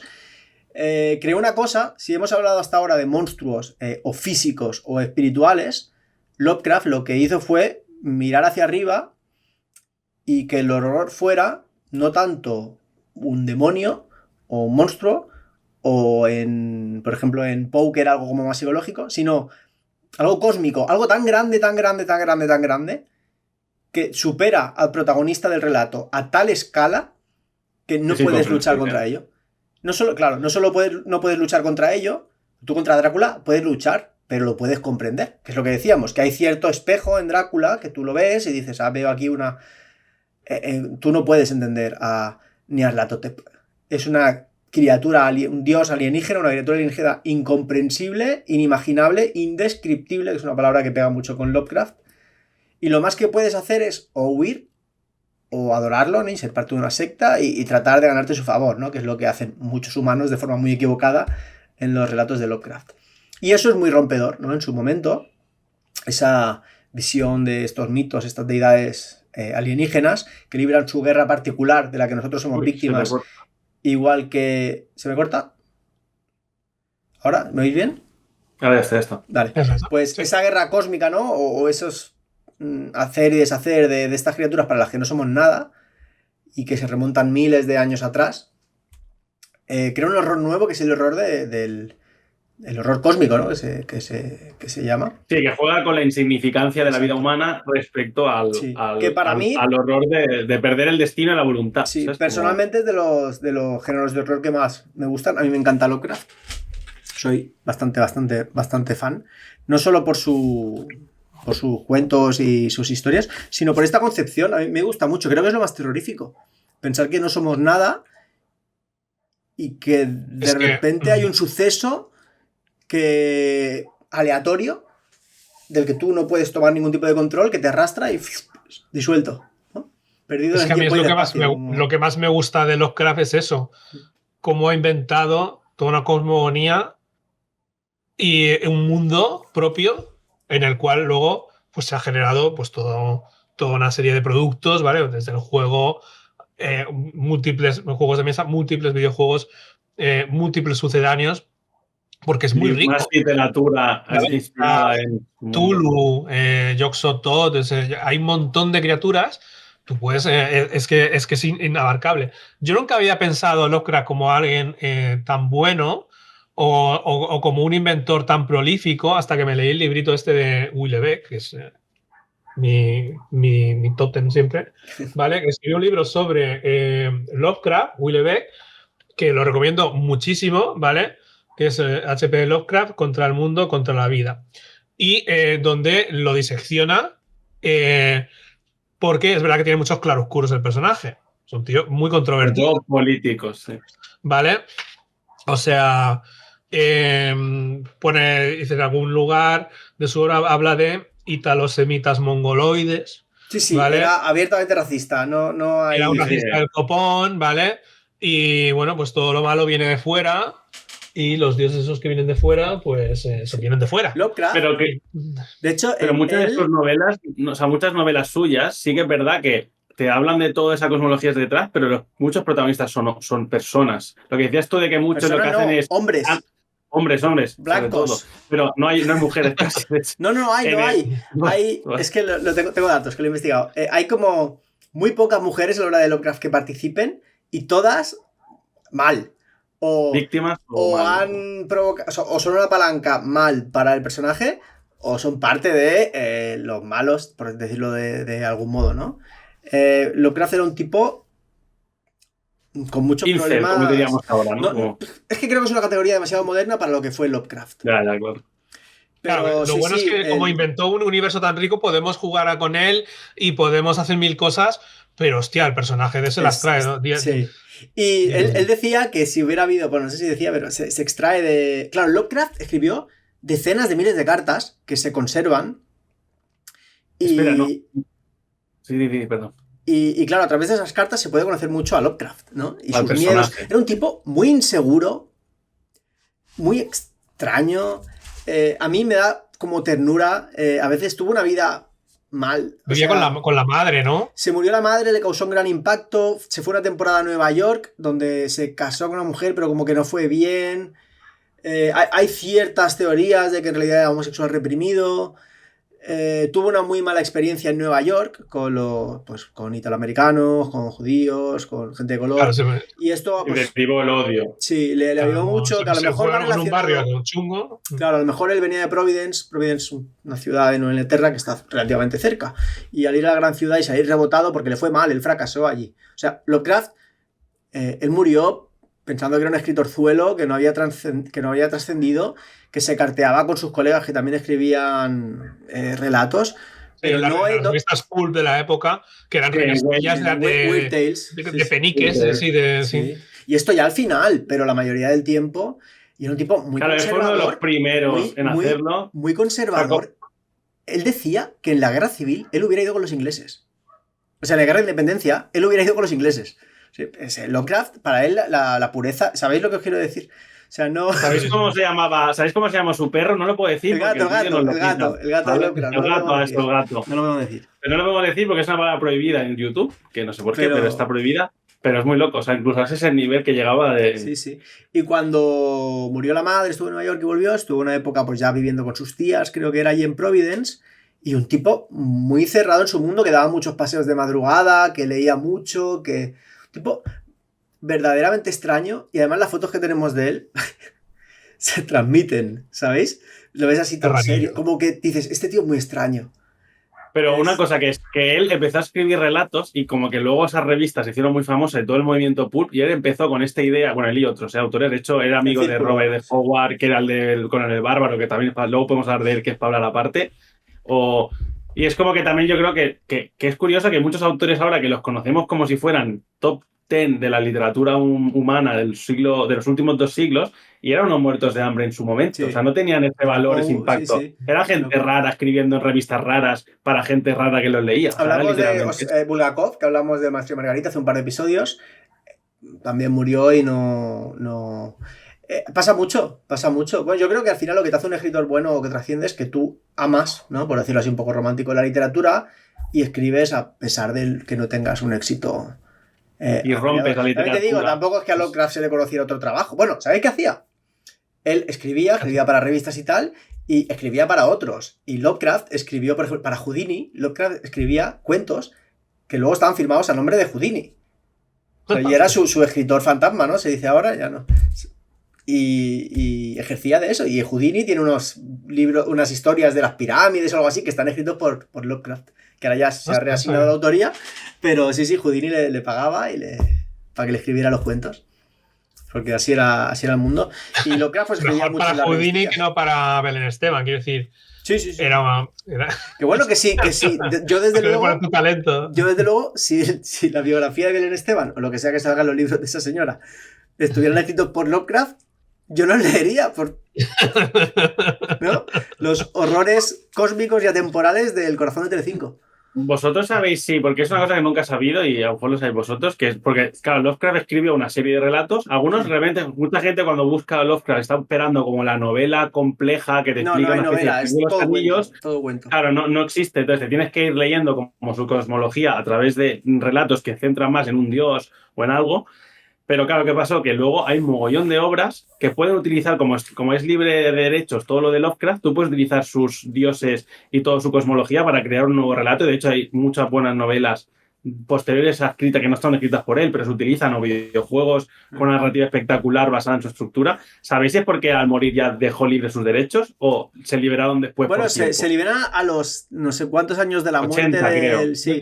Y luego él no tenía herederos. Los derechos de Lovecraft bueno, vamos a hablar de esto. Lovecraft nace en Providence, un tipo así como extraño, ¿no? Ya hemos dicho, escribe, va a Nueva York, vuelve y muere de cáncer de estómago, creo, o de algo del estómago, joven, bueno, relativamente joven, ¿vale? Lovecraft en su vida estableció una relación por carta, y luego en Nueva York conoció a algunos, con lo que se conoce como el Círculo de Lovecraft, que fue un grupo de escritores de la época que escribían ficción de terror o fantasía oscura, ¿no? Fue la semilla de la espada y brujería, como has dicho con lo de Conan, también, ¿no? Se entremezcla ahí un poco todo. Y es lo que se conoce como el Círculo de Lovecraft. Y hacen una cosa que hoy en día está muy de moda, ¿no? Que es el crossover. Y entre ellos utilizan dioses o crean dioses y cosas que aparecen en los relatos de otros. Incluso tenían motes particulares cada uno de los miembros del círculo tenía como un mote. No se llamaban por su nombre en las cartas. Es una cosa muy curiosa. Si os interesa investigar, que es bastante... Era el chat de Terra, pero... Claro. Es algo como muy de comunidad de Discord de hoy en día, ¿no? Sí, con sus nicks y sus cosas. Y la mayoría de la relación era por carta. Por eso hay tantas cartas de Lovecraft. Muchas se conservan y a día de hoy aún van saliendo. En plan, pues un día pues se muere tu tía abuela, vas a su casa, ahí y encuentran una. Y abren una caja de zapatos y hay unas cartas de Lovecraft. Pero de hecho, a Lovecraft, algunos autores nunca los vio en persona, nunca se conocieron. No, era muy... Una relación de amistad cercana a través de las cartas y de las publicaciones de las revistas que participaban. Y uno de los autores primeros con los que estableció contacto Lovecraft, siendo que era admirador, es Clark Stone Smith, que has dicho tú antes, Iván, que es este señor de aquí. Es muy bueno. Que escribe relatos de fantasía, una fantasía oscura, bastante oscura. Tiene dos, yo tengo estos dos, creo que tiene uno más. Bueno, en Valdemar por lo menos hay otro, que son Hiperbórea y Zotique, que son una especie de continentes. No queda claro si en el pasado o en el futuro.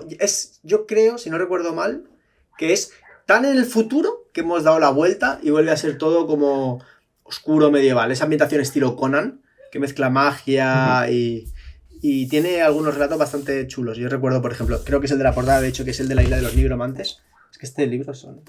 Valdemar es una editorial maravillosa. Sí, una de las mejores editoriales de terror que sobre hay todo ahora. para... Sí. O sea, toda la colección de Valdemar. Hay gente que se la hace entera, ¿lo habéis visto esto? Que tienen toda la colección de Valdemar gótica y van persiguiendo números descatalogados. Pero bueno. Pues Lovecraft era admirador y le escribe unas cartas y se empiezan a cartear. Lovecraft admiraba a muchos escritores.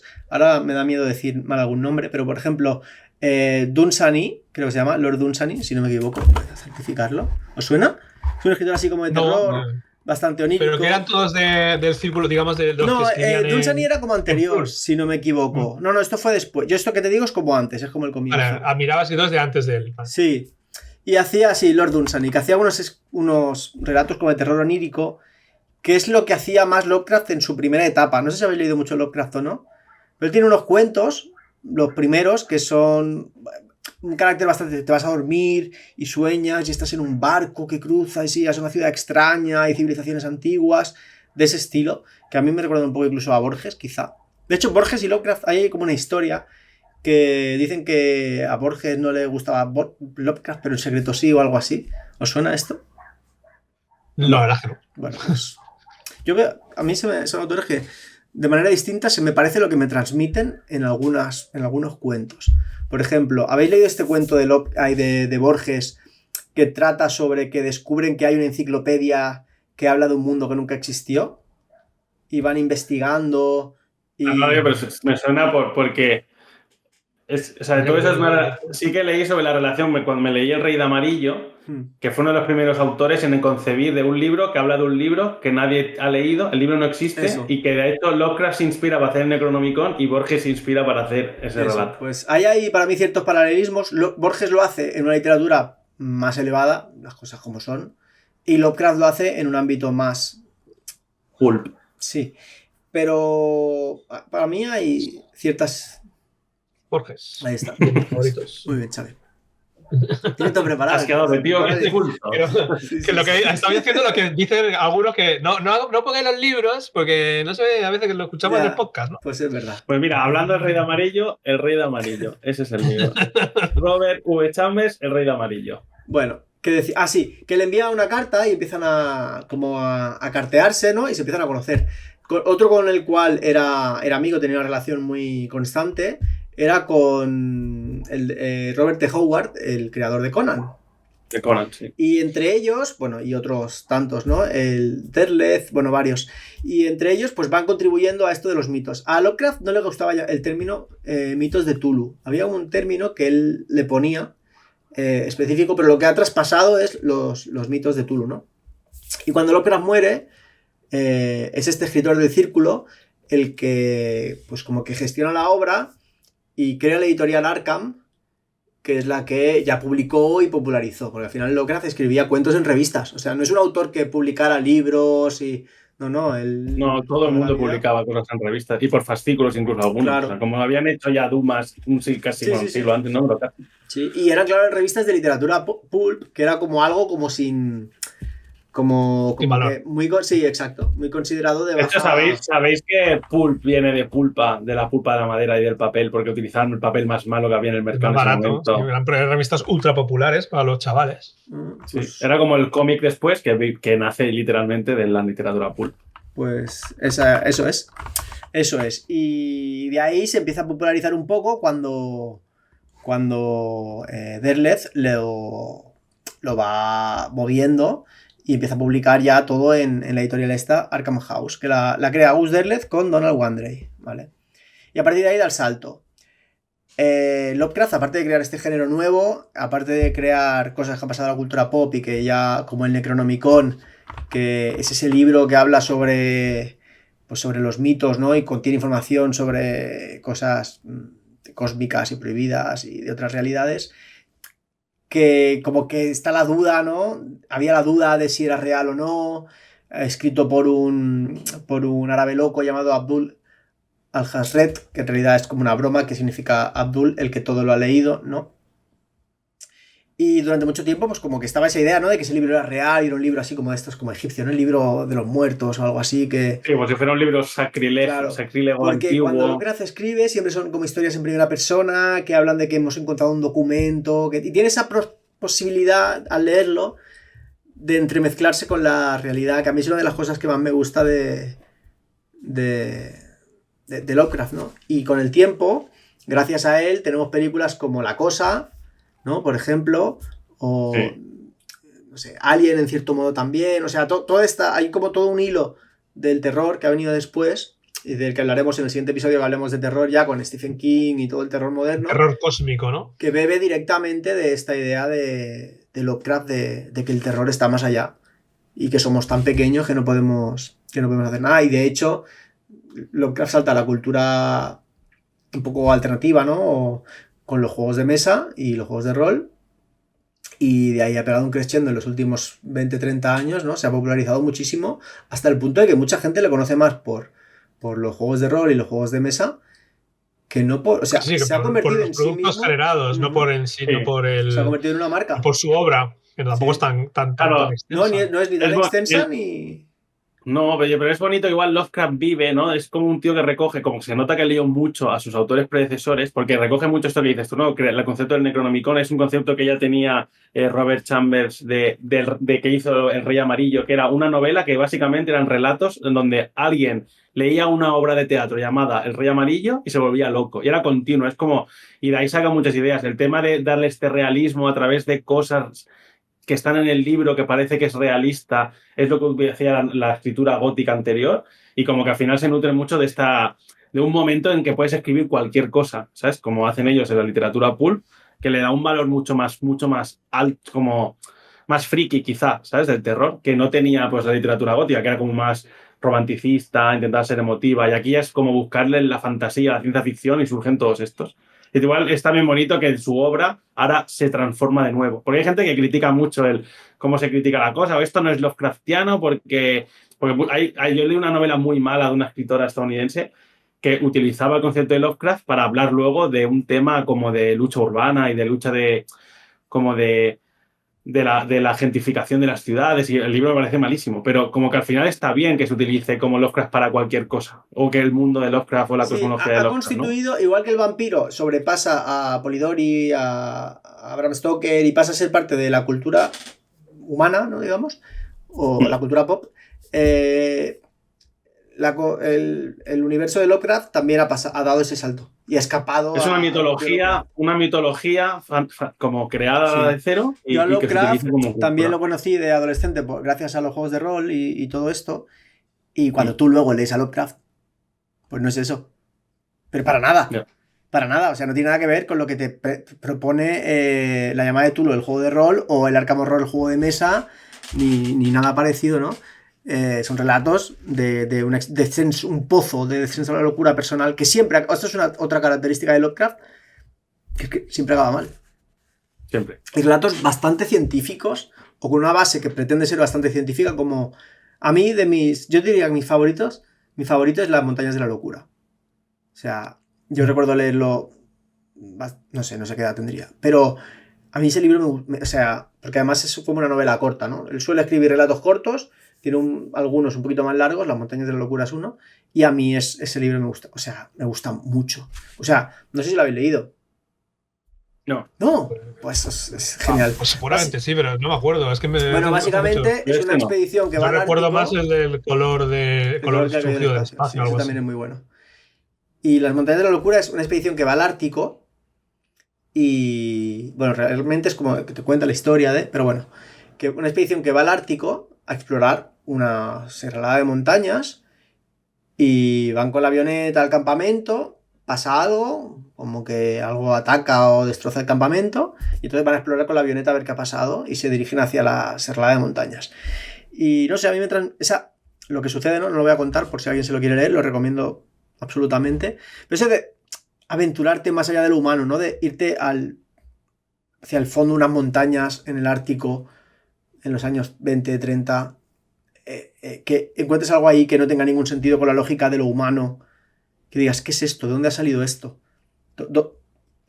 ¿quién construyó esto? ¿Cómo? ¿Por qué? ¿No? ¿Qué es esta cosa alienígena? Guillermo del Toro se rumoreó mucho tiempo que iba a adaptar Las montañas de la locura. Y de hecho salió un clip hace un par de años, no sé si lo habéis visto, ahí como en una cueva con un piloto y un monstruo. Y no lo ha hecho, tío, qué pena. Qué pena porque creo que no quisieron producírsela porque no iba a tener éxito, que no iba a funcionar. Hostia, no se me ocurre un director mejor para hacer eso, ¿eh? Ya. Creo que es porque dudaban de que la adaptación funcionara en cine y como que iba a generar... Bueno, ahora como todo tiene que generar beneficios y el cine ha dejado de ser un arte como tal, pues a mí, ya no sé. Me parece maravilloso. Tiene otro también que transmite muy bien eso, que creo que se llama El Templo, que es un submarino alemán en la Primera Guerra Mundial, que es un submarino que se queda como a la deriva, flotando debajo del mar, porque han encontrado como unos restos flotando y hay como un artilugio o algo así. Y el submarino como que se rompe o algo y se va como hacia el fondo del mar y acaba en una especie de ruinas en mitad del Atlántico, del Pacífico, no sé dónde están.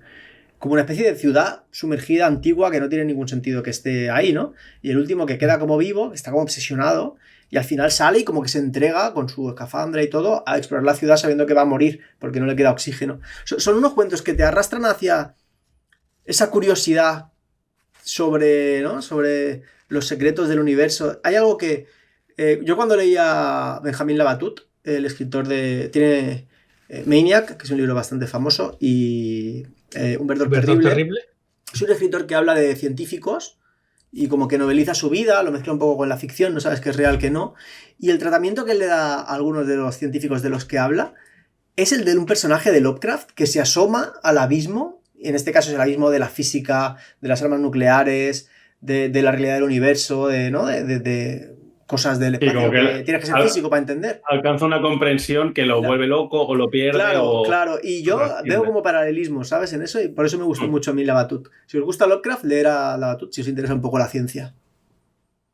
Y claro, y Lovecraft después, o sea, no solo Lovecraft, de todos estos pioneros influencian todo un tipo de literatura, que es la literatura pulp, como se conoce, que curiosamente, porque yo he leído mucho literatura pulp, que es tipo 20 años después de Lovecraft y después 20 años después de Conan el Bárbaro, 20 años después de estos autores.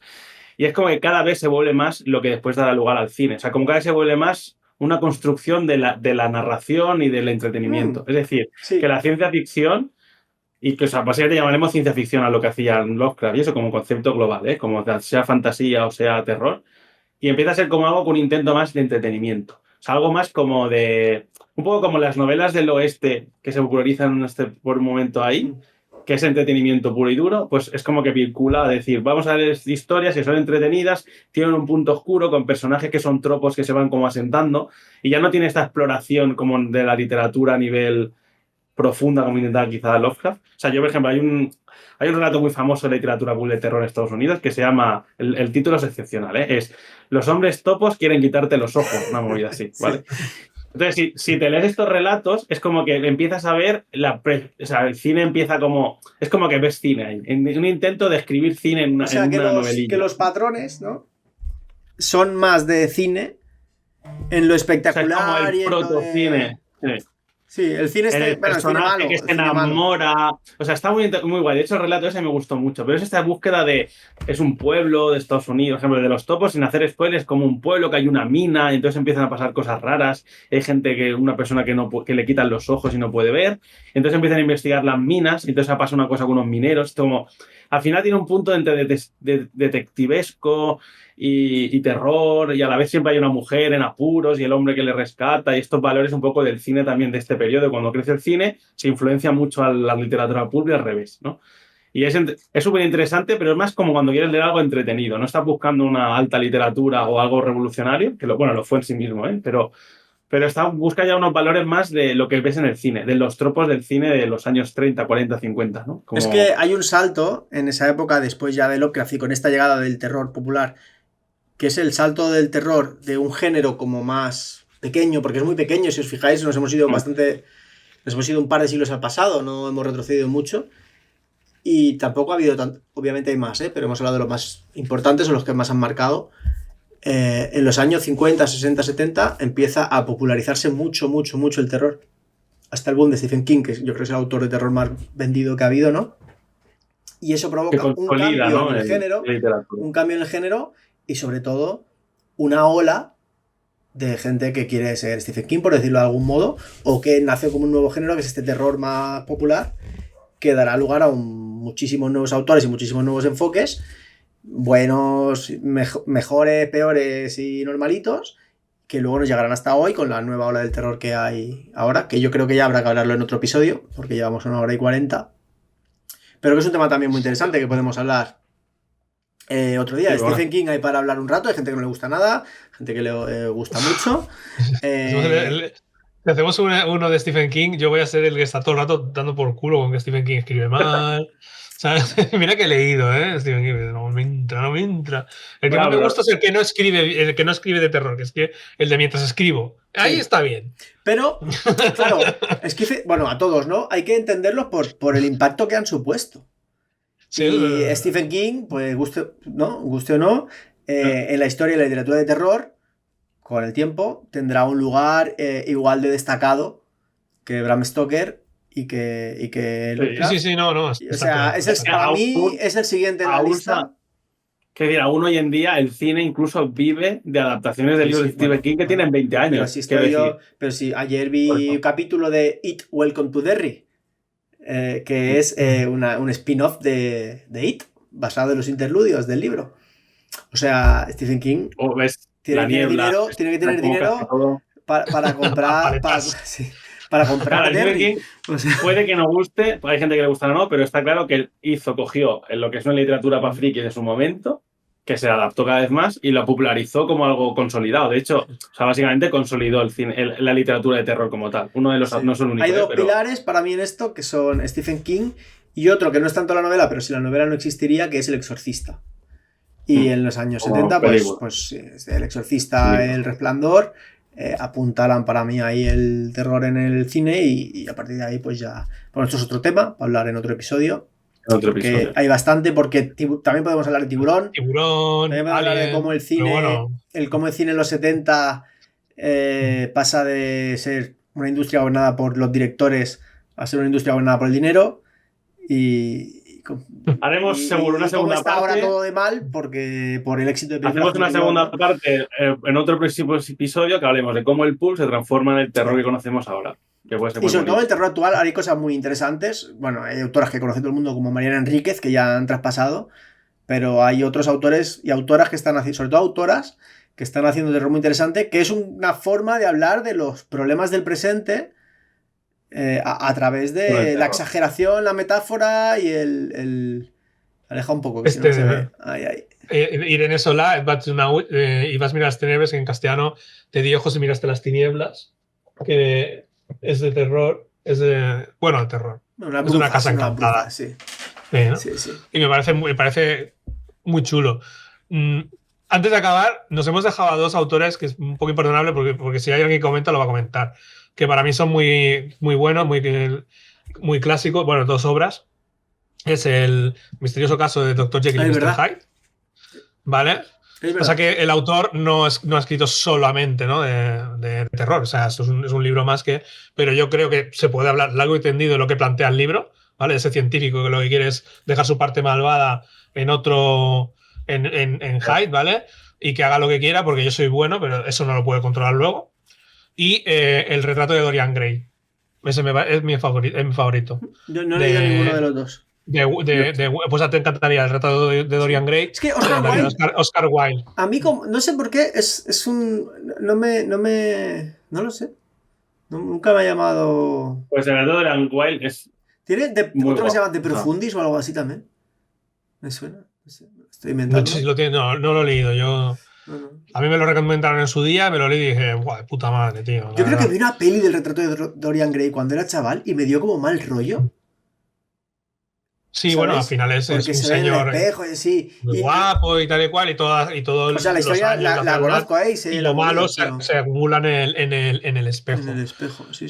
Ahora me has dado curiosidad. Y se va envejeciendo, es súper interesante, la verdad. Sí. ¿Os parece que si para terminar, que esto es una cosa que propusiste tú, Dani, proponemos un libro, película de terror y luego explicar una historia o escena o algo que nos dejó mal cuerpo y por eso nos ha gustado? Venga, yo tengo una trauma infantil absoluto que me atormentaba. Venga, pues... Empieza tu Xavi. Yo no sabía que teníamos que hacer esto. No, es como que... Vale, empiezo yo si queréis. Empiezo yo, que de la escaleta y así, ¿vale? Y vas pensando. Vale, yo voy a recomendar un autor del que no hemos hablado. Bueno, nosotros queríamos llegar hasta el presente en este capítulo. Y pues nos hemos quedado a la mitad. No da tiempo. Pues hay cosas que hemos tenido que... ¿vale? Pero mira, tengo aquí justo un autor que me gusta de mucho. A mí hay dos tipos de horror que me encantan. Uno es el horror cósmico Lovecraftiano. Me gusta mucho, porque me gusta mucho también el espacio y pues es una cosa como que me raya mucho, ¿no? ¿Sabéis el típico niño de 8 años que le dicen, buah, el sol dentro de 800.000 millones de años va a explotar?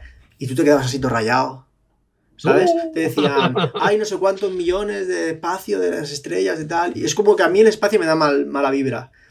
Pero me gusta, me interesa mucho, ¿no? Entonces, el horror cósmico me gusta mucho, ¿vale? Pero hemos hablado ya de eso.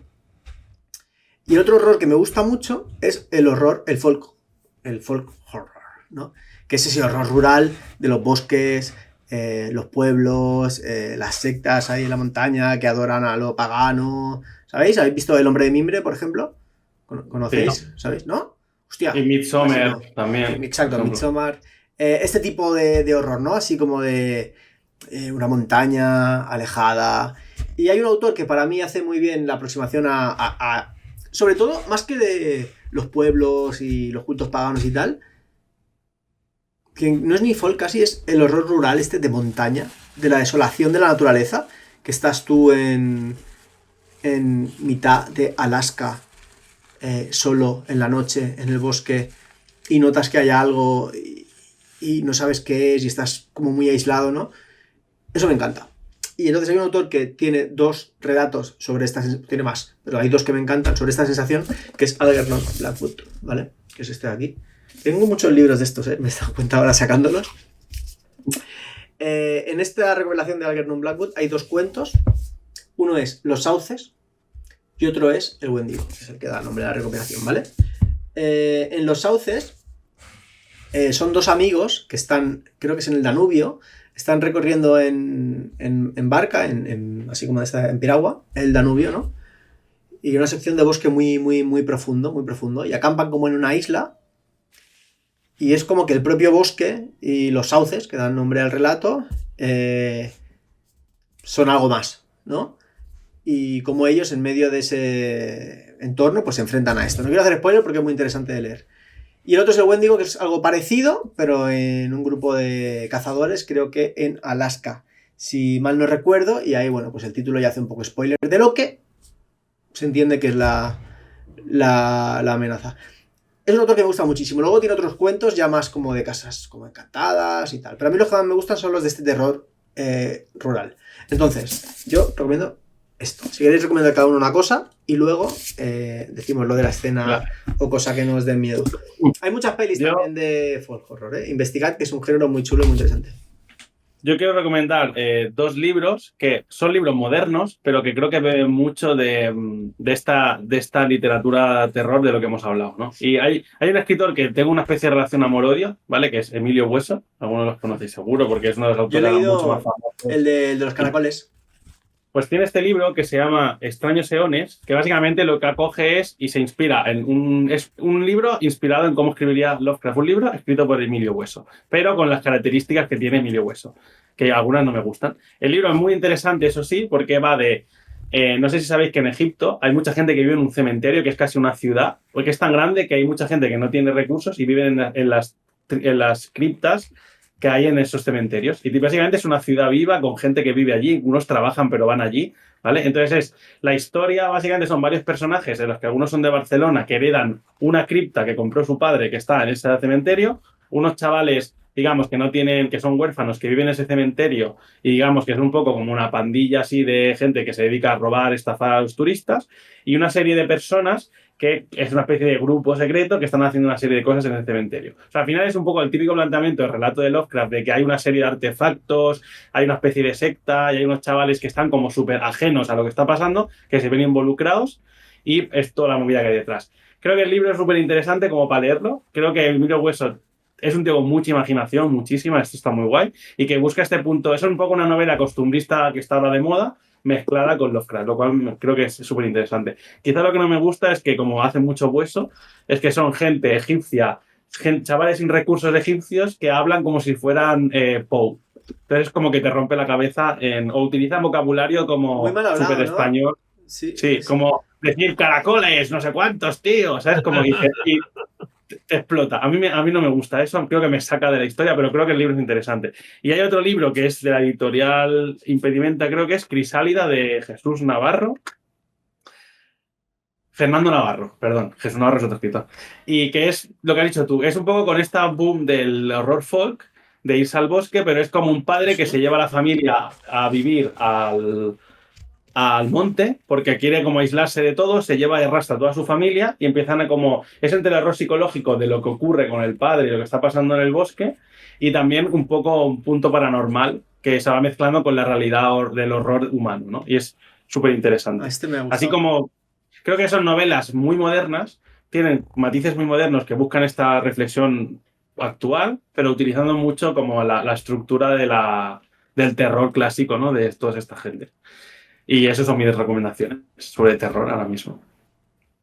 Yo la verdad es que no me había preparado. Bueno, sí, bueno, lo que... Es que he hablado ya de ellos antes. El ensayo de Lovecraft de Michel Houellebecq, donde te explica, según su punto de vista, la importancia que ha tenido Houellebecq en la creación de este universo propio y donde habla de su movidas racistas y tal, pero que digamos que lo humaniza bastante, hay que entenderlo porque es así.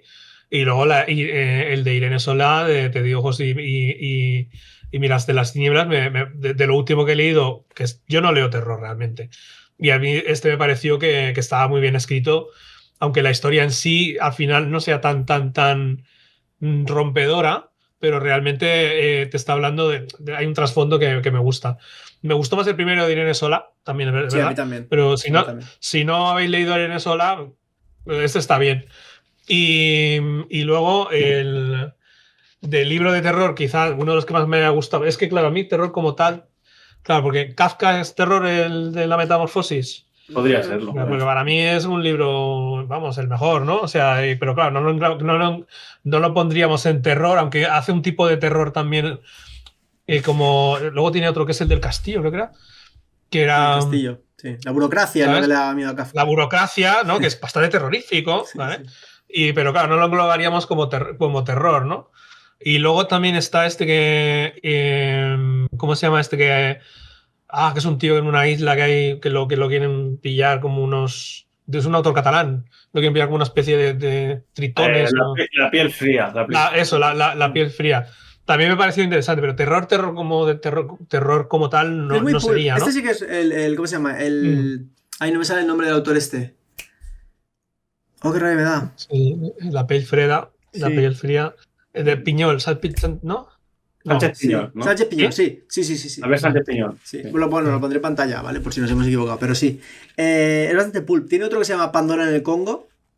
Yo también lo he leído. Bastante guapo. Es una fumada bastante top, que es de que hay una mina en el Congo como de diamantes y tal, y empiezan a excavar y aparecen pican cosas de golpe donde no deben, en plan Moria, ¿sabes? Que picaron demasiado hondo y empieza a salir... Hay un paralelismo un poco con la estructura de la Peifreda al principio, en la primera parte del libro, que es que empieza a salir algo de dentro de la mina que establece un conflicto con los que están creando la mina, ¿no? Y luego hay una exploración al interior de la mina y hasta dónde llega eso, y cómo se relaciona eso con el que te está contando la historia desde Londres. Es como una matriosca. Si te gustó la Peifreda, este libro es de esos igual que mejor, te lo lees. Sí. A ver, la Peifreda, al ser más corto, funciona mejor la experiencia, creo. Es más cinematográfico la Peifreda y el otro es más como novela clásica. Pero me gustó mucho, me gustó mucho, ¿eh? Es un poco el corazón de las tinieblas mezclado con la Peifreda. Sí. Sí. Vale, en el próximo episodio que hagamos sobre el terror, que no sé cuándo lo haremos, hablaremos de este terror ya más moderno y todo esto. Pero tú has dicho, Iván, que querías acabar con una cosa que nos haya dado miedo, ¿no? Por volver al terror y dejarnos de... Pero supongo que en el mundo de la literatura o del cine, ¿no? Sí, bueno, yo lo voy a decir del cine, aunque se vincula con la literatura, ¿vale? A mí, de pequeño, porque claro, esto tiene muchas raíces en cuando eres pequeño, creo, ¿no? Entonces sí... Si algo... A ver, a mí no me da miedo ahora nada. O sea, yo no estoy por la noche, aunque esté solo y escucho un ruido y me asusto, ¿no? O pienso que hay un fantasma. Yo puedo ver una peli y me puede incomodar. Y hay pelis que incomodan mucho. Por ejemplo, Skinamarink, ¿la habéis visto? Es una peli que va de dos niños, está en Filmin. Va de dos niños pequeños que se quedan en casa solos por la noche, niños de 4 o 5 años, e incluso menos, diría. Una noche se quedan solos en casa, sus padres salen un momento, ¿no? Y de repente, en mitad de la noche, como que la casa empieza a cambiar. En plan... Pero no mucho, ¿eh? No es que mute, es que de repente hay cosas distintas. Y la película, bueno, es cine experimental, está rodada fuera de plano todo el rato. Tú ves los pies de los niños, ves como que la cámara está apuntando a la esquina de la habitación, nunca ves lo que sucede en el plano. Y los escuchas susurrar entre ellos. Y planos muy largos, muy oscura la película y tal. Pues esa peli la ves tú solo en tu casa un viernes por la noche y te vas a dormir mal. Con la luz puesta. Mal, porque la peli es chunga. Y es chunga porque fuerza planos largos que te meten el mal rollo y que, ¿no? Claro, eso la literatura no lo puede conseguir. A mí, ¿qué es lo que más me atemorizó, que más se me metió? Que sí que tiene que ver con los libros. Pues en El Resplandor hay un momento en el que se llama Dani, el niño también, como yo, le dicen, no vayas a esta habitación. Y le dicen un número de habitación al que no puede ir. Y por circunstancias va. Esto sucede tanto en el libro como en la película. Por eso lo digo. Y cuando Dani va a la habitación, abre la puerta y entra. No va él, ¿no? Sí va él. Lo que hay es una señora putrefacta que creo que se suicidó y estaba en la bañera porque se había suicidado. Y entonces la mujer se levanta y va como hacia el niño, ¿no? Y está podrida, chunga. Y como que está así de la cortina del... A lo mejor ahora estoy haciendo yo una alteración del recuerdo, ¿eh? Porque me daba miedo. Y yo tenía en mi casa, cuando era pequeño, hace 20 años, en el baño de casa de mis padres, está la cortina. Está también igual, era parecido el baño. Y a mí me daba pánico ir por la noche al lavabo porque yo pensaba que estaba la mujer por las noches. Y es una cosa que te lo juro, tío, yo creo que es la única cosa así como de una película o algo que se me metió dentro del cuerpo. Sí. Pero miedo, ¿eh? No sé por qué, me caló mucho. Es lo único, no tengo ninguna otra cosa de una película o algo que recuerdo que me diera miedo Sí, y yo tengo miedo, o sea, de películas estrictamente de miedo que me han obligado a ir al cine a ver, de las cuales no sabía nada, lo cual es peor, porque la gente que sabe, pues ya sabe que aquí es donde pasa esto. De japonesas, las dos, creo, recordar. ¿Vale? El terror japonés, que bien lo hacen los cabrones, ¿eh? La de The Ring, supongo que era, están viendo una tele y hay una cinta que va rulando. Sí. Y entonces pone la cinta y simplemente sale una niña en el fondo con los pelos así y se va acercando a la tele. Y de repente saca el brazo y sale de la tele y yo en ese momento digo, ¿sabes? Digo, ¿what? Ha envejecido mal, yo no sabía nada. A mí esto también me rayaba bastante. Y hace un par de años la volví a ver y ya no sé, para mí no tuvo me decepcionó un poco, de hecho, porque la volví a ver en plan, ¡buah, qué miedo me dio esto! Igual depende del momento en la edad, ¿eh? Pero yo creo que también como esa peli rompió la pared de que el terror sale de la tele misma, que tú estás viendo una tele y dices, wow. Claro, es potente, porque está... Creo que te podría pasar a ti, ¿no? Está muy caracterizada, claro. Está chunga, tío. De repente sale. Y no sé si es de Ringo la señal que está ahí en la cama y de golpe nota algo, abre así las sábanas y le aparece el bicho dentro de las sábanas, que es como tu lugar seguro, que es estoy tapado con las sábanas, no pasa nada. Y a eso. Hay otra escena que es en la ducha con una mano, como que nota aquí la mano, creo, que le está como haciendo el pelo o algo así. Sí. Sí, es que busca los momentos que tú estás como en casa tranquilo y te. Claro, es que... Yo voy a contar dos momentos, ¿vale? Yo siempre he tenido sueños muy locos. De hecho, voy a contar uno y igual me guardo otro para la siguiente porque son absoluto terror. Igual es esta vinculación. Yo que soy, como he dicho, como mi familia se dedicaba mucho al espectáculo del terror, nunca me ha dado mucho miedo el terror visual. Pero sí me da mucho miedo dos cosas, que es como las emociones detrás, la parte psicológica, ¿no? Entonces yo hace muchos años de pequeño, lo que decías tú que te da miedo las cortinas, soñé lo siguiente y es un sueño muy tonto, pero soñé que estaba durmiendo, yo compartía una habitación y dormíamos mi hermana y yo, que somos mellizos, con dos literas, y había un pasillo súper largo y mis padres al final del pasillo dormían. Y yo soñé que mi madre me llamaba y que cuando yo salía al pasillo, o sea, yo me llamaba a mi madre y yo iba corriendo a ver a mi madre, igual tenía 7, 8 años. Y mi madre estaba al final del pasillo callada y así quieta. y mirándome, y yo, mamá, y ella como que no me respondía.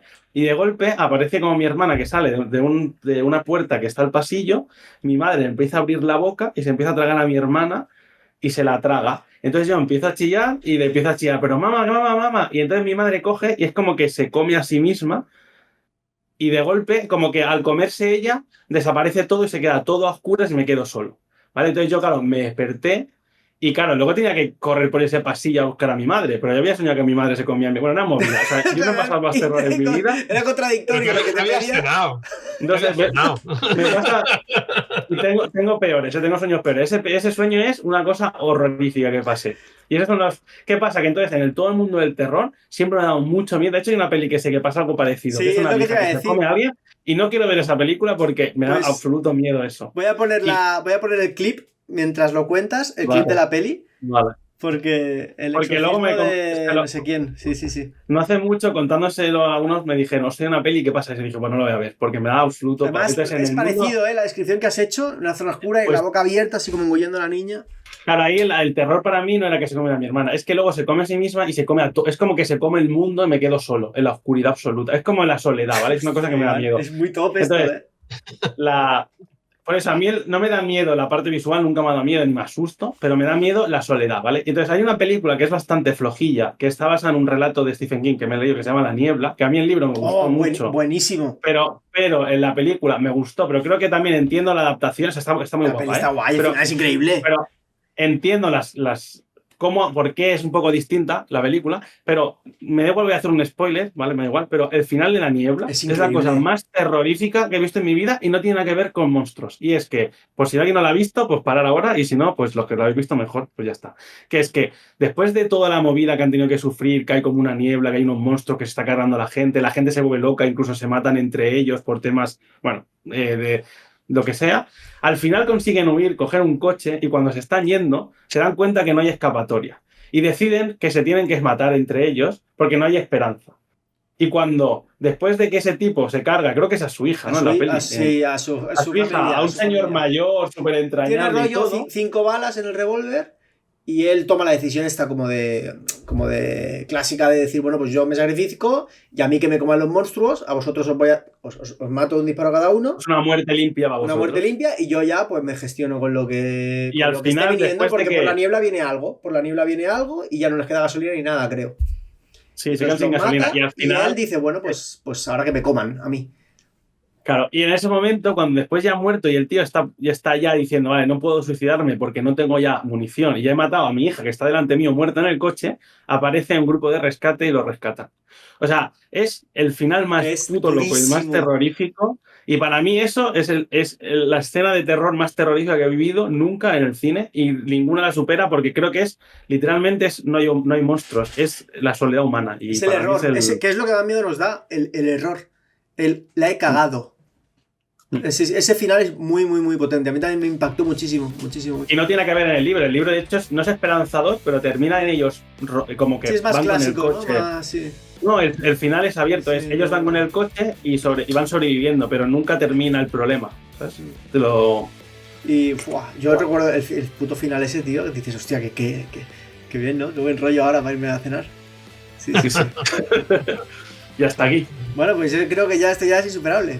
Peor que matar a toda tu familia y descubrir luego que si hubieras esperado 3 minutos estaríais todos bien, pues ya no hay más. Así que nada, gracias por escucharnos. Dejadnos abajo cuáles son vuestros libros de terror favoritos hasta los años 50. Para adelante ya no, porque es el próximo capítulo. O comentáis en este y en el siguiente. Y si nos hemos equivocado en algún dato, hemos pronunciado mal algún nombre... nos hemos inventado un poco algo para quedar como que somos más listos de lo que somos, nos lo podéis decir abajo también, ¿vale? Que aceptamos todo, crítica buena, todo, no hay problema, ¿vale? Que así nos ve más gente, ¿no? ¿Os parece bien? ¿O os enfadáis? Si creéis que Xavi se parece a Veloso. Sí, votad. ¿A quién se parece más Xavi? Claramente. ¿Vale? Exacto. Pero chicos, muchas gracias y chicas, muchas gracias por escucharnos. Nos vemos en el próximo capítulo.